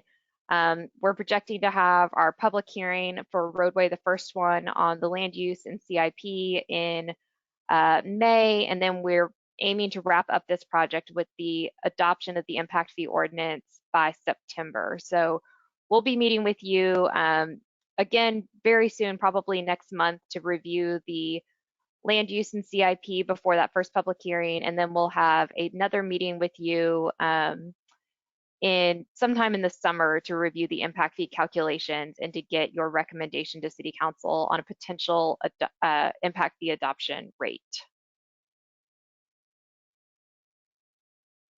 That's everything I have. Thank you very much. Since one of the more seasoned veterans of the Planning and Zoning Commission, going back to our initial development plan and also impact fees. I remember that we had separate meetings from beyond what we would normally call P&Z business. And I think it would be advantageous just looking at these 4 areas that we're going to be considering. I think the council, the commission needs to be prepared for separate individual meetings as we work on the impact fees versus incorporating it into a regular P&Z meeting. That is right. In the future, what we'll probably ask you to do is, we may have it on the same night as your regular P&Z meeting, but we would ask you to adjourn your P&Z meeting and then we'll reopen the meeting as the Capital Improvements Advisory Committee. I guess we can discuss that as we move along, but I think we're not asking you to do that tonight. Understood. Okay. I just think that based on how things have happened in the past, and to be able to really focus on the your particular plan and what you'll be presenting and the calculations we need to look at for proposed changes to the impact fees, I think we need a separate night. We normally meet on the second Wednesday of every month. I think we need to insert, I'm sorry, second Thursday of every month. I think we need to insert these meetings on another Thursday if that works best for everyone, separate from any P&Z meeting date.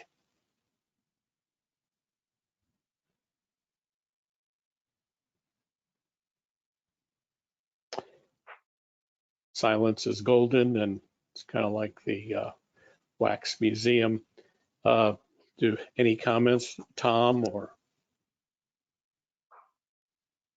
yeah, I'd be fine, I think, having a separate meeting because with the agendas we've had lately, the other business seems to take up most of the night, so we won't have much time to focus. We want to go to 1 in the morning or something, but No, and for whatever reason, I miscalculated it and assumed this was going to be a short meeting. You know, originally this was going to be part of a special call meeting, but the weather got us from that. yeah, yeah. I told my wife to be done an hour ago. Here we. Well, I thought it was very appropriate, you know, the freeze and Nichols, you know, freeze. Anyway, sorry about that. Little levity. I have some other questions, I guess, since this is pretty much new to me. On the, I guess these impact fees, you know, we're talking context of new projects and stuff, but what about some of the existing long-term projects we have going on, like say Lakeside, for example? Can these impact fees, if that project is still ongoing long-term, can they still be get assessed those impact fees going forward, or is it just something brand new? Is that a development that you're referring to? Yes. Okay, And yeah. So the impact, or Roy, do you want to take this? You want me to take Well, it? I was just going to tell you they are developing in many phases. Okay. So most of it is unplatted. They plat a little bit at a time. Okay. So to answer your question, impact fees are assessed at the time of platting and collected at the time of building permit.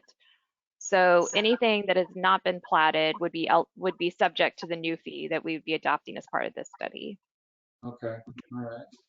Is there any way that we can remove the presentation now? Yes, I wasn't sure if we wanted to, if there was anything we wanted to go back and look at, but I can always pull it back up if we want to. Let me figure out how to stop. There we go. Stop sharing. Oh, there's your smiling face. Thanks, Jessica. Don? I just have a question.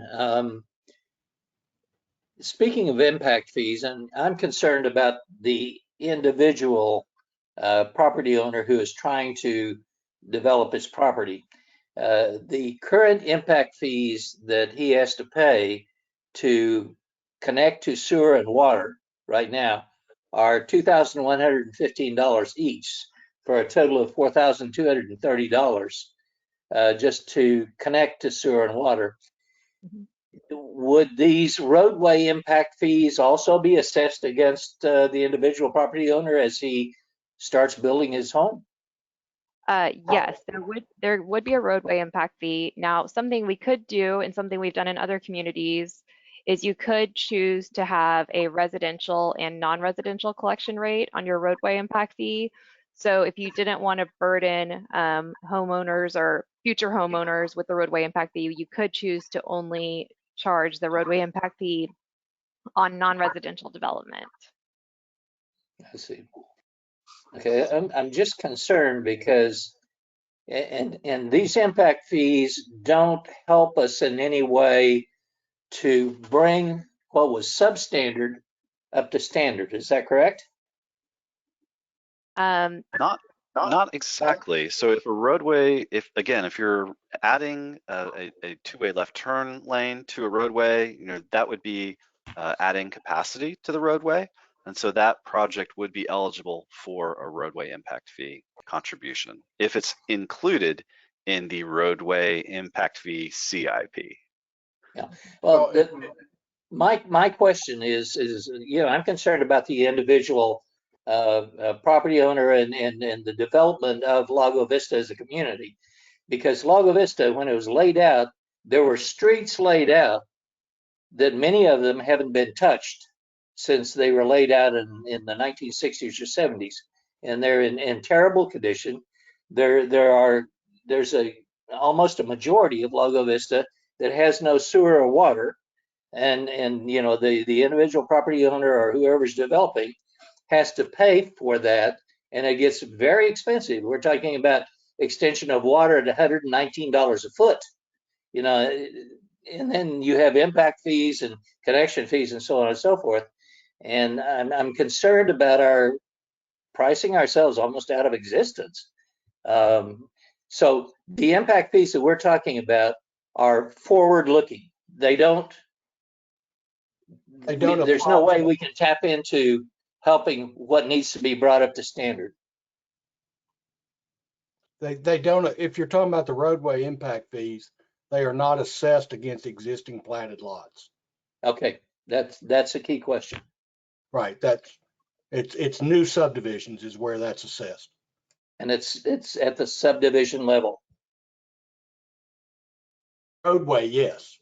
Okay, thank you very much. Water and wastewater, different story. Right, thank you very much.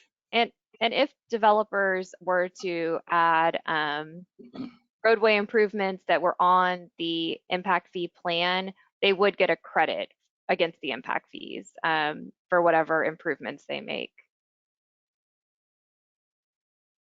Do those roadway impact fees for new developments, do those take into account the cost of the heavy trucks and stuff that can damage existing roads because of overweight or whatever? I mean, is that part of the equation too? And Namu may be able to answer this better than I can, but it would be based on the trip generation of different types of development would determine what their impact fee is. So something that has a very high trip generation would have a higher impact fee, but I don't believe there's any consideration for the type of vehicle that's traveling to it, like a heavy truck. Is that right, Namu? That's correct. Yeah. We use the IT trip generation, which has a bunch of different land uses and has the trips associated with that type of land use, but it does not break it up by, single vehicle trucks. And if you don't mind, Mr. Chair, Mr. Monahan, we earmark a portion of the permit fees for road maintenance and impact, if you will, maintenance impact during construction. So the last year, I guess it was, if I'm not mistaken, Aaron, we added quite a bit of permit fees, and every bit of that is earmarked for road maintenance. Any idea how much that is, Roy? Calculated to generate about 300,000 a year based on current permit levels. Based on what we're doing now, it'll be closer to 500,000. And and Eric needs every bit of it after the freeze, I can tell you. Yeah, I imagine so. So that would be used for roads and not for the golf course maintenance. Just to chime in, Commissioner. I had to do that. I'm sorry. I just had to do that. All right. Just to chime in, Commissioner Monahan, the county registration fees are benchmarked by weight, and the city does have some partnerships with the county on roadways, including potential plans for improvements to roadways like Lemon Ford. So there is, it's not a very clear line, but you could say that there are elements of that. But of course, they're also capped by the state of Texas about how much they can collect. Thanks, David.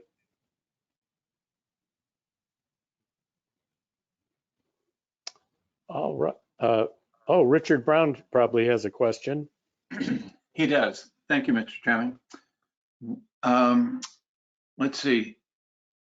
Oh, Mr. Payne, when you were doing the first section and you talked about the ability of this plan to preserve right-of-way from development, how strong a tool is that for the city? Is it an absolute tool? Once it's been adopted, can the city just say, absolutely not, you may not develop into this projected right-of-way for a street that we have not widened yet, but that we plan to?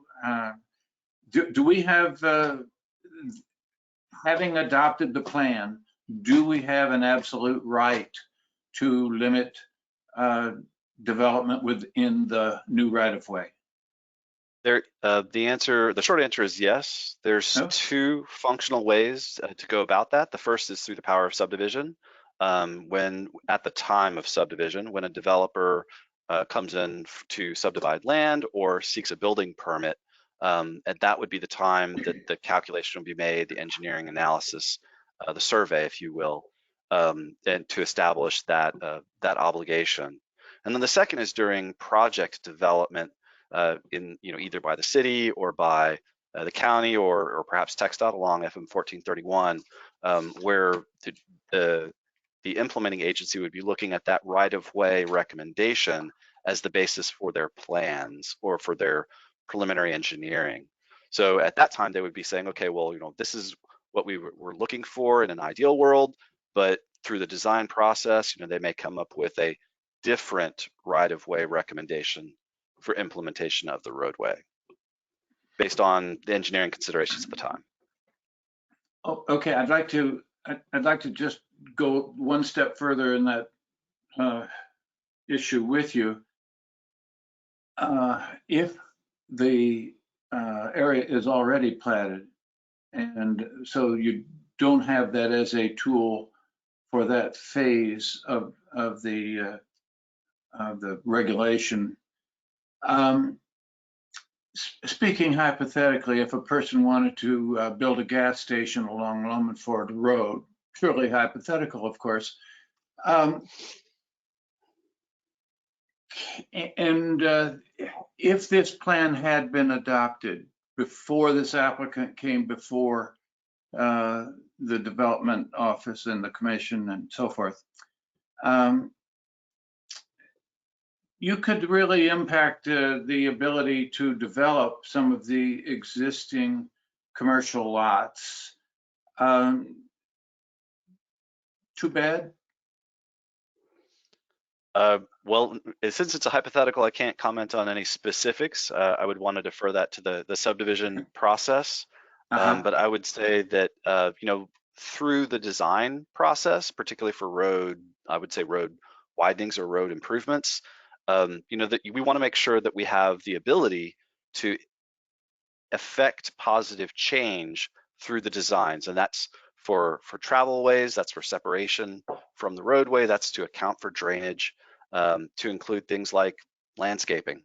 Those are all considerations that are made at the time. But if I'm understanding correctly, the roadway classification for Lomanford isn't necessarily changing. So, you'd have to take the measurement from the right-of-way as it affects that particular property to determine whether or not it would be affected, hypothetically. Okay, but you did mention that almost every street was going to lose 5 feet per side for drainage, or is that 5 feet total, not per side? It would be 5 feet per side, but since many of the roadways are actually being reduced in the functional classification sense, we're recommending that there be a new functional classification for the city, a minor arterial, rather than a one-size-fits-all. Those have a slightly narrower right-of-way recommendation, but since we're adding the 5 feet for drainage in general, it kind of comes out in the wash. So I would have to look at a specific roadway, or we could look at a specific roadway and location together to determine whether or not there would be an additional impact. Okay. And then there was one other thing that I guess it was Ms. Vassar mentioned, and that was it sounded like there was a potential for a clawback of missed opportunity. If you didn't have your plan in place, but then you do put your plan in place, you can apply it retroactively to past development in some ways.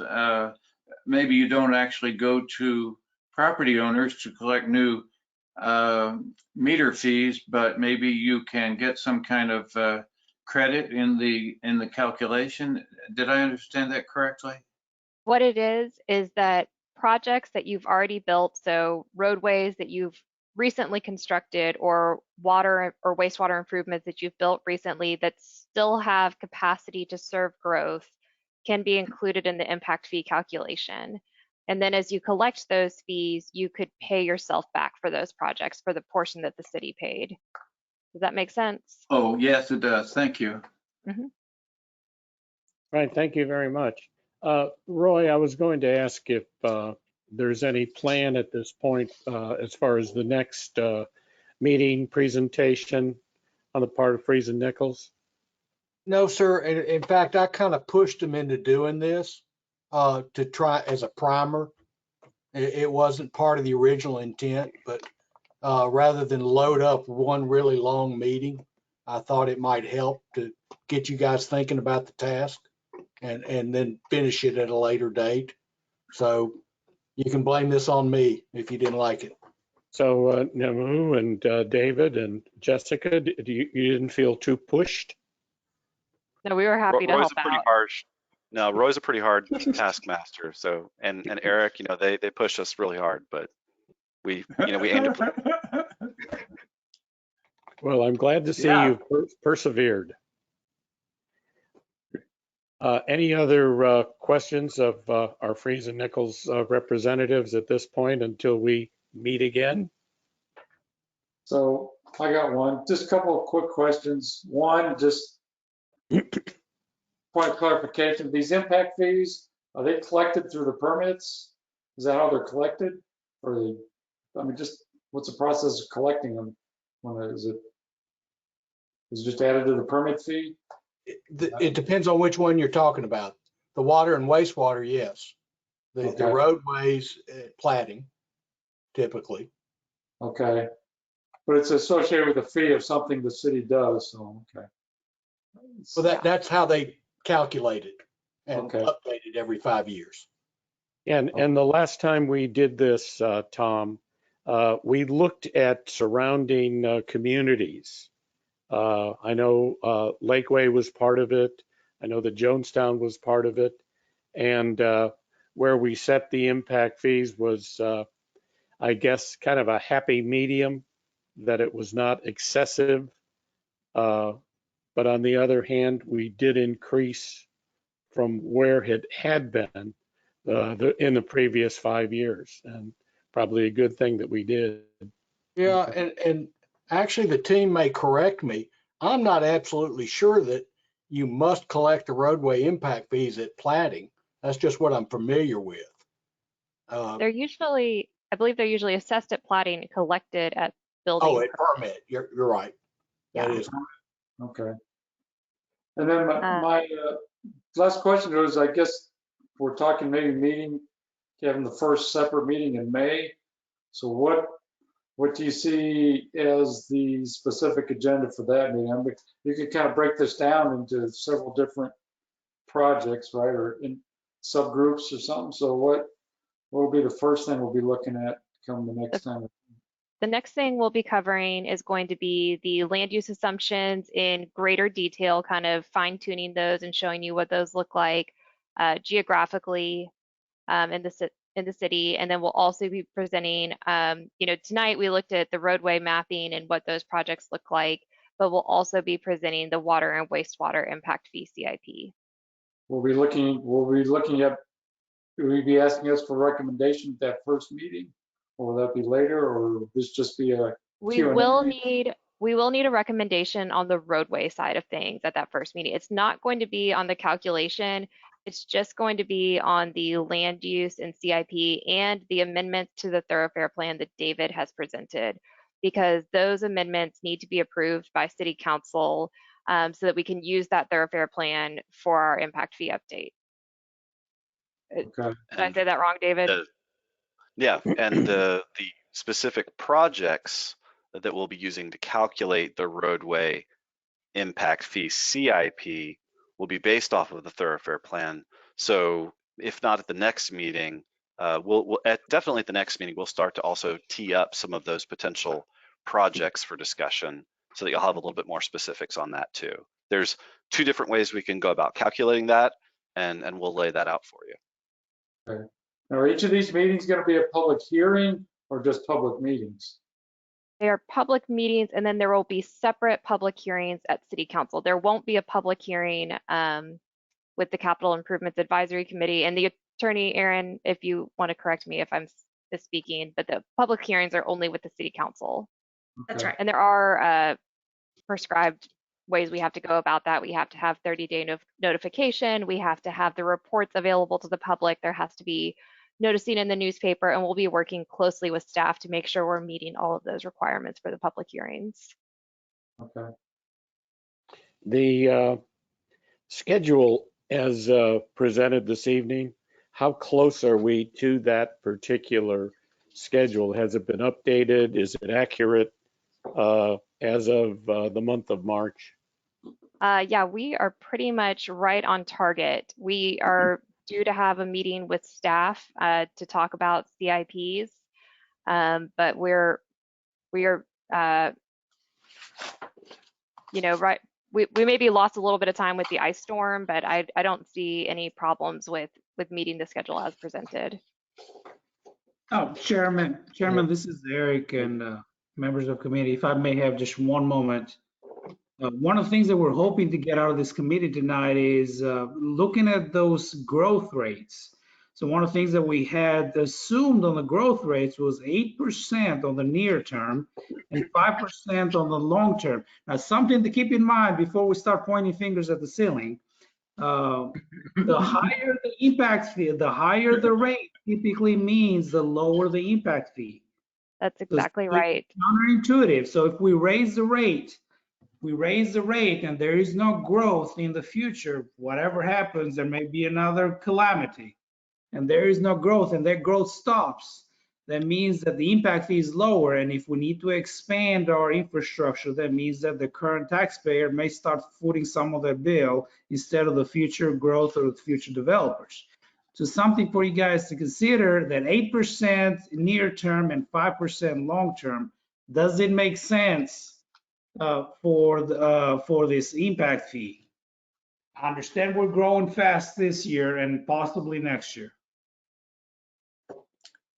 And just to chime in on that, Eric, good reminder. But also a reminder that impact fees are required by state law to be updated every 5 years. So this isn't the only bite at that apple that the city gets. We get to revise that every couple of years. But important point, Eric.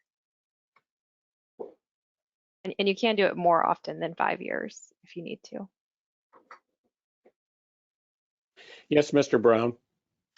I would like to say about setting the growth rate that the role of the Planning and Zoning Commission is such that we only deal with exceptions and not the mainstream growth. We don't see but a very small percentage of what Mr. Jambar sees. And so what I'm saying is, from the standpoint of understanding real numbers, I mean, other than driving around the community, understanding real numbers, we don't have a good grasp of that, because, as I say, we only see the exceptions. I don't know how many building permits he let this week, but we only talked about one project that required a building permit. Understood, Richard.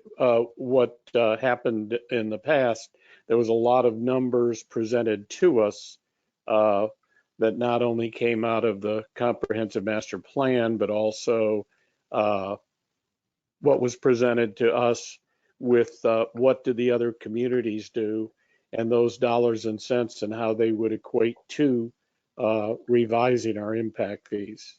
Yeah, I remember that, but we really didn't necessarily know how those communities had developed their growth rates. They may have done something similar and grabbed a number from someone else around them, and we may all be dealing with numbers that aren't real. And I guess I wasn't speaking that to I understand any real numbers. I'm just saying it's from my perspective, based on my current knowledge of that, and also based on my experience of having gone through the water and wastewater permit setting process the last time, along with you, that I didn't have a lot of confidence that time, but I was persuaded by following patterns developed by other communities. But gee, I sure have to say I don't know how they got their numbers, and it seems like the Planning and Zoning Commission is a body that does not reflect, our business does not reflect the growth of the community. Thank you. Well, I guess that's why we hire consultants such as Fries and Nichols to give us the very best information so that we can have some guidance. And hopefully it's not like some consultants where, you know, they borrow your watch and tell you what time it is, that they're a bit more objective than And that's what occurred here, sir. I mean, we shared all our growth data with them, and their recommendation was to temper that somewhat because of the nature of the beast. Correct. The nature of the beast being the manner of the calculation. Yeah, and the impact of overestimating and the danger of that. All right. And I mean, if I may, I mean, part of the purpose of this process is to have this robust discussion so that it's not done behind, you know, closed doors or juiced one way or the other, so that there can be these kinds of public conversations. So, you know, y'all do have the expertise, and so, I mean, you know, it's y'all have the understanding of what's going on at the local level, so you do provide that. Thank you, David. Yes, Don?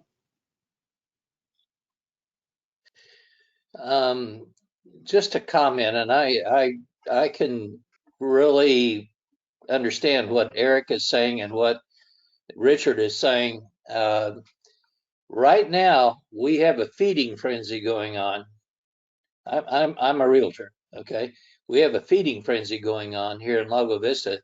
Never seen anything like it in the last 6 months.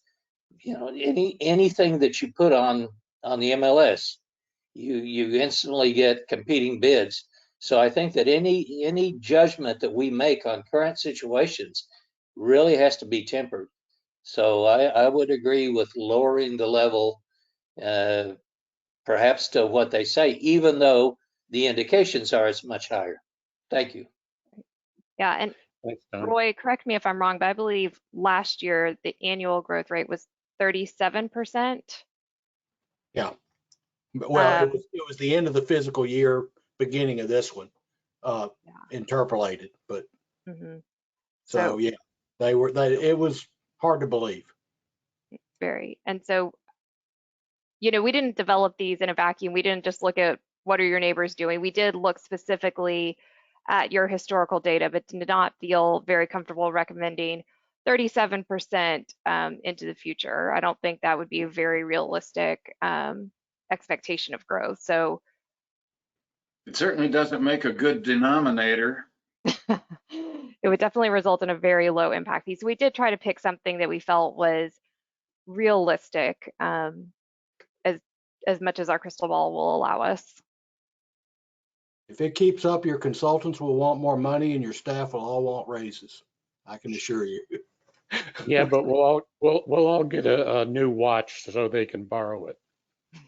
I also wanted to address, I know there's been a lot of talk about what other communities are charging, and that will be one of the things in one of our future meetings that we'll be presenting. It's a bar graph showing what is your impact fee right now, what is the maximum that we've calculated, and what are some of your neighboring communities doing. And that doesn't mean you have to set your fee based on what they're showing, but you will have that information to help you make a decision if you want to use it. Well, last time around, we did it so we would remain competitive. We didn't want to price ourselves out of the market, but on the other hand, we didn't want to be so far below that it wasn't even close to what is competitive in the marketplace. Right. Yeah, I had a very real sense at that time that existing homeowners were really having to subsidize development at an unfair rate. And at that time, I thought it was very rational to increase the impact fees because it was hurting the small guys. The existing homeowners were the minority, and the new development was having an impact on the ability of the city to conduct business. And so at that time, it seemed very rational to really optimize, if not maximize. And I sort of thought we maximized wastewater just because we really sensed at the time that we wanted to get some money into the wastewater development CIP process because the city really needed it at that time. And so, yeah, it was, when we did it before, times were sure different than they are today. That's very true. Thank you so much. Any other comments to the Freeze and Nichols folks before we let them go? I want to thank you again, Jessica, David, and Emu. Thanks for your time. Right. Look forward to seeing you all next time. Thank you. Thank you for your time and attention and questions. Thank you. All right, we'll move along. David, if you're he is still, David, if you're still there, if you do have any comments and anything you'd like to add on before. Oh, sorry about that. Absolutely. I mean, just to wrap up. I'm sorry, I meant David Williams, our council liaison. Sorry, David, Brian. No, sorry about that. Good name. It's going to be an interesting process on impact fees and transportation study. I look forward to the discussion that you all will have on that. There will be numerous questions that will come up, and we'll just have to go through it piece by piece and see where we are, you know. But thank you for all that you do, and we'll continue moving forward. Thank you, David. The next item, our consent agenda, I think just based on I guess being a little bit behind, let's go ahead and consider reviewing the minutes of the December 10th meeting, and we'll look at those and consider approving those during our April meeting. Any problem doing that at all? I don't believe so. Okay, all right. Our next item is future agenda items. I would propose that we spend additional time with Freeze and Nichols in our future agenda items. And Tom, if you want to add on anything to that as far as future agenda items that we really do need to get to.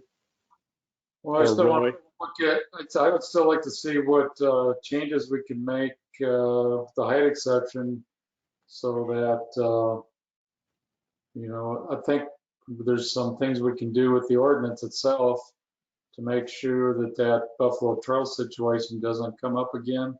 Something like that, or asked to approve it after the fact. So I had made some, I think I had sent it to Roy a while back or some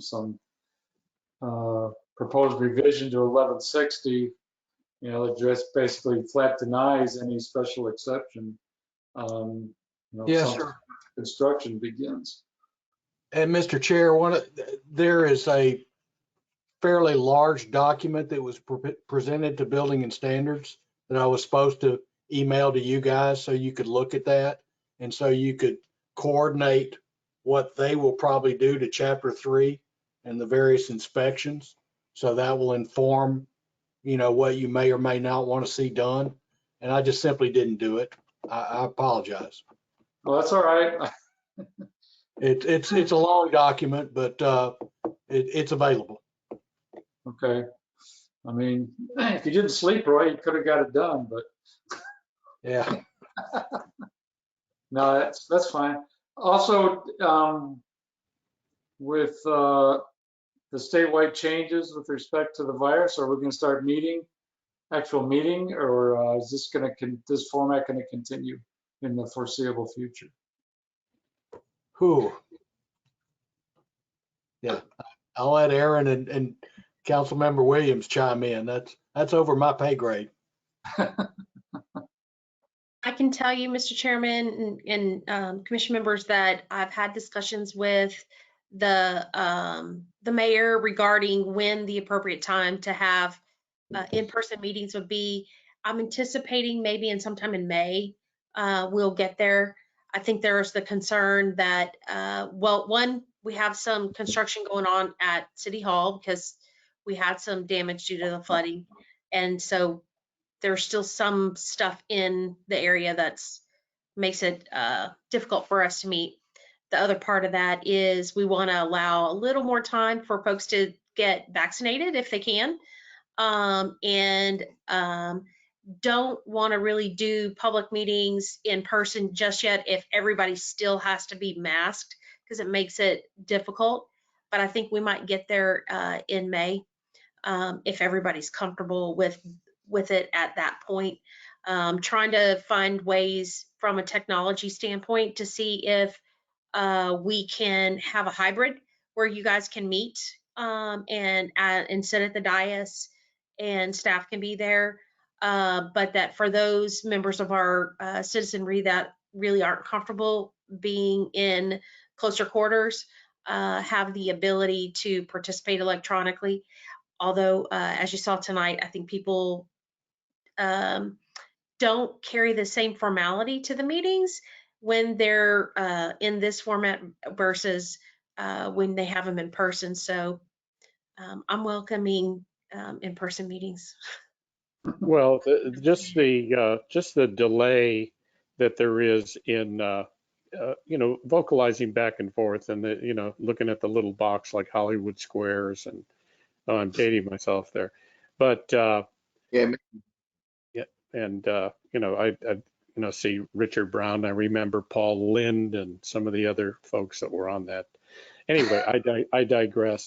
But just for those of you who have not had a chance to get down there, get that vaccine, that really want to, if you get $100 of groceries at HEB, they'll give you the vaccine as you're going out the door. That's a pretty good deal. You got to have a coupon though, and so anyway, I may go back and get vaccinated again. Yeah. For $100. Yeah. Well, yeah. Isn't I mean, 3 better than 2?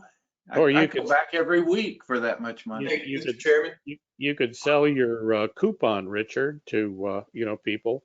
I see that Mr. Roberts wanted to make a comment, and thanks, Gary.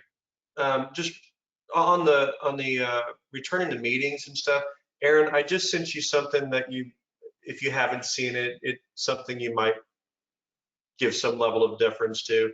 It's I came across it a couple of days ago in the Journal from John Hopkins.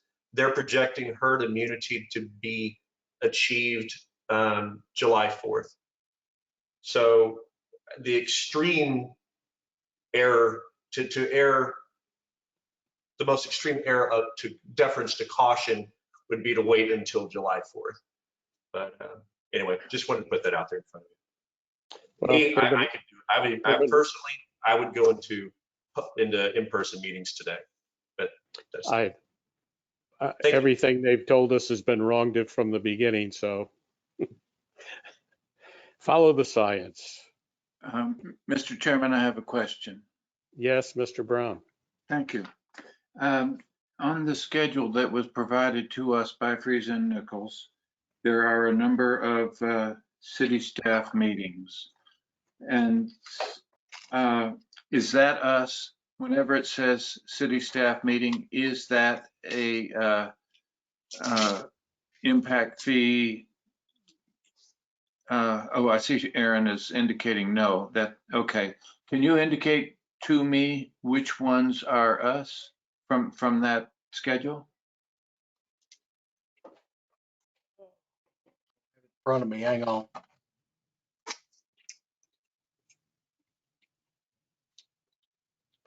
Yeah, I think we're looking at the 2 meetings, is my recollection, and there may be a third.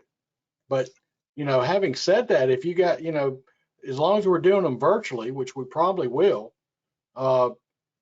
anybody's free to join us, from the commission if you want to hear the data raw. But all these public meetings are you guys. The CIAC meetings are all you guys.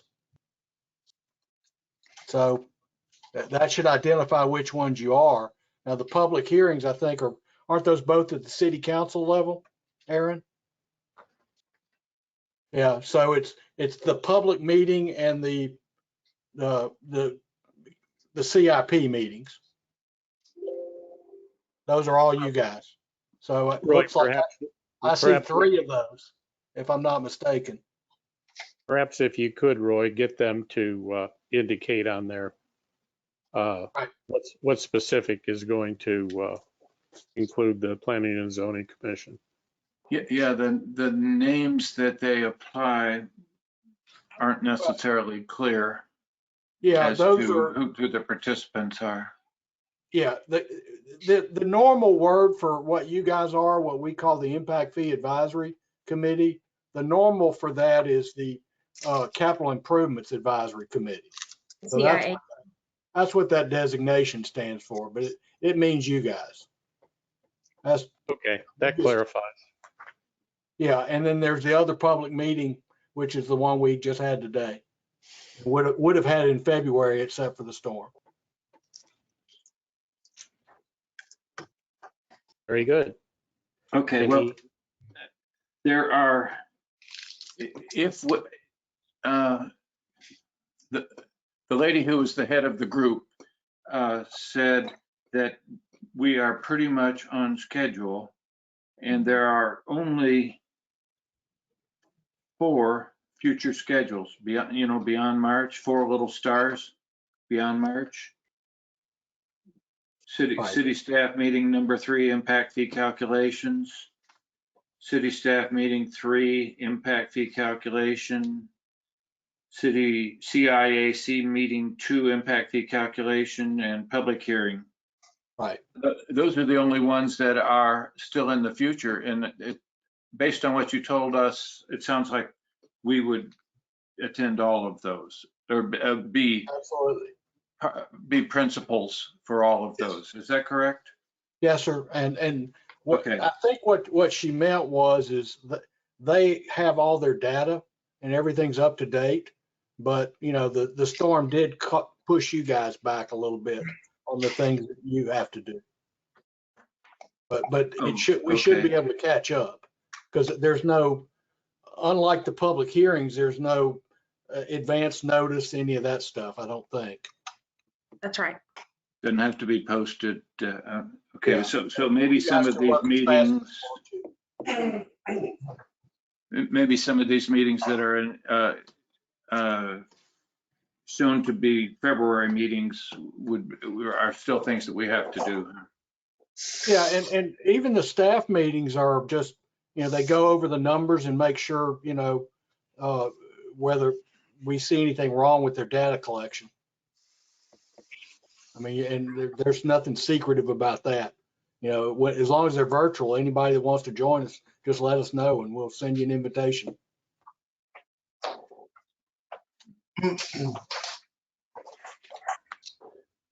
Okay. Okay. Well, then the topic of whether or not we would piggyback these meetings with P&Z meetings isn't that big a deal because there aren't that many meetings. Right. We decided we would not piggyback them, but it looks like we're only going to have 3 or 4 extra meetings. Is that correct? At most. That may be a slight exaggeration. Oh, okay. Well, I'm prone to exaggeration. Okay. All right, very good. If there's anything else, then it is 9:47 and we are adjourned. Good night, all. Good night. Have a good evening. All right.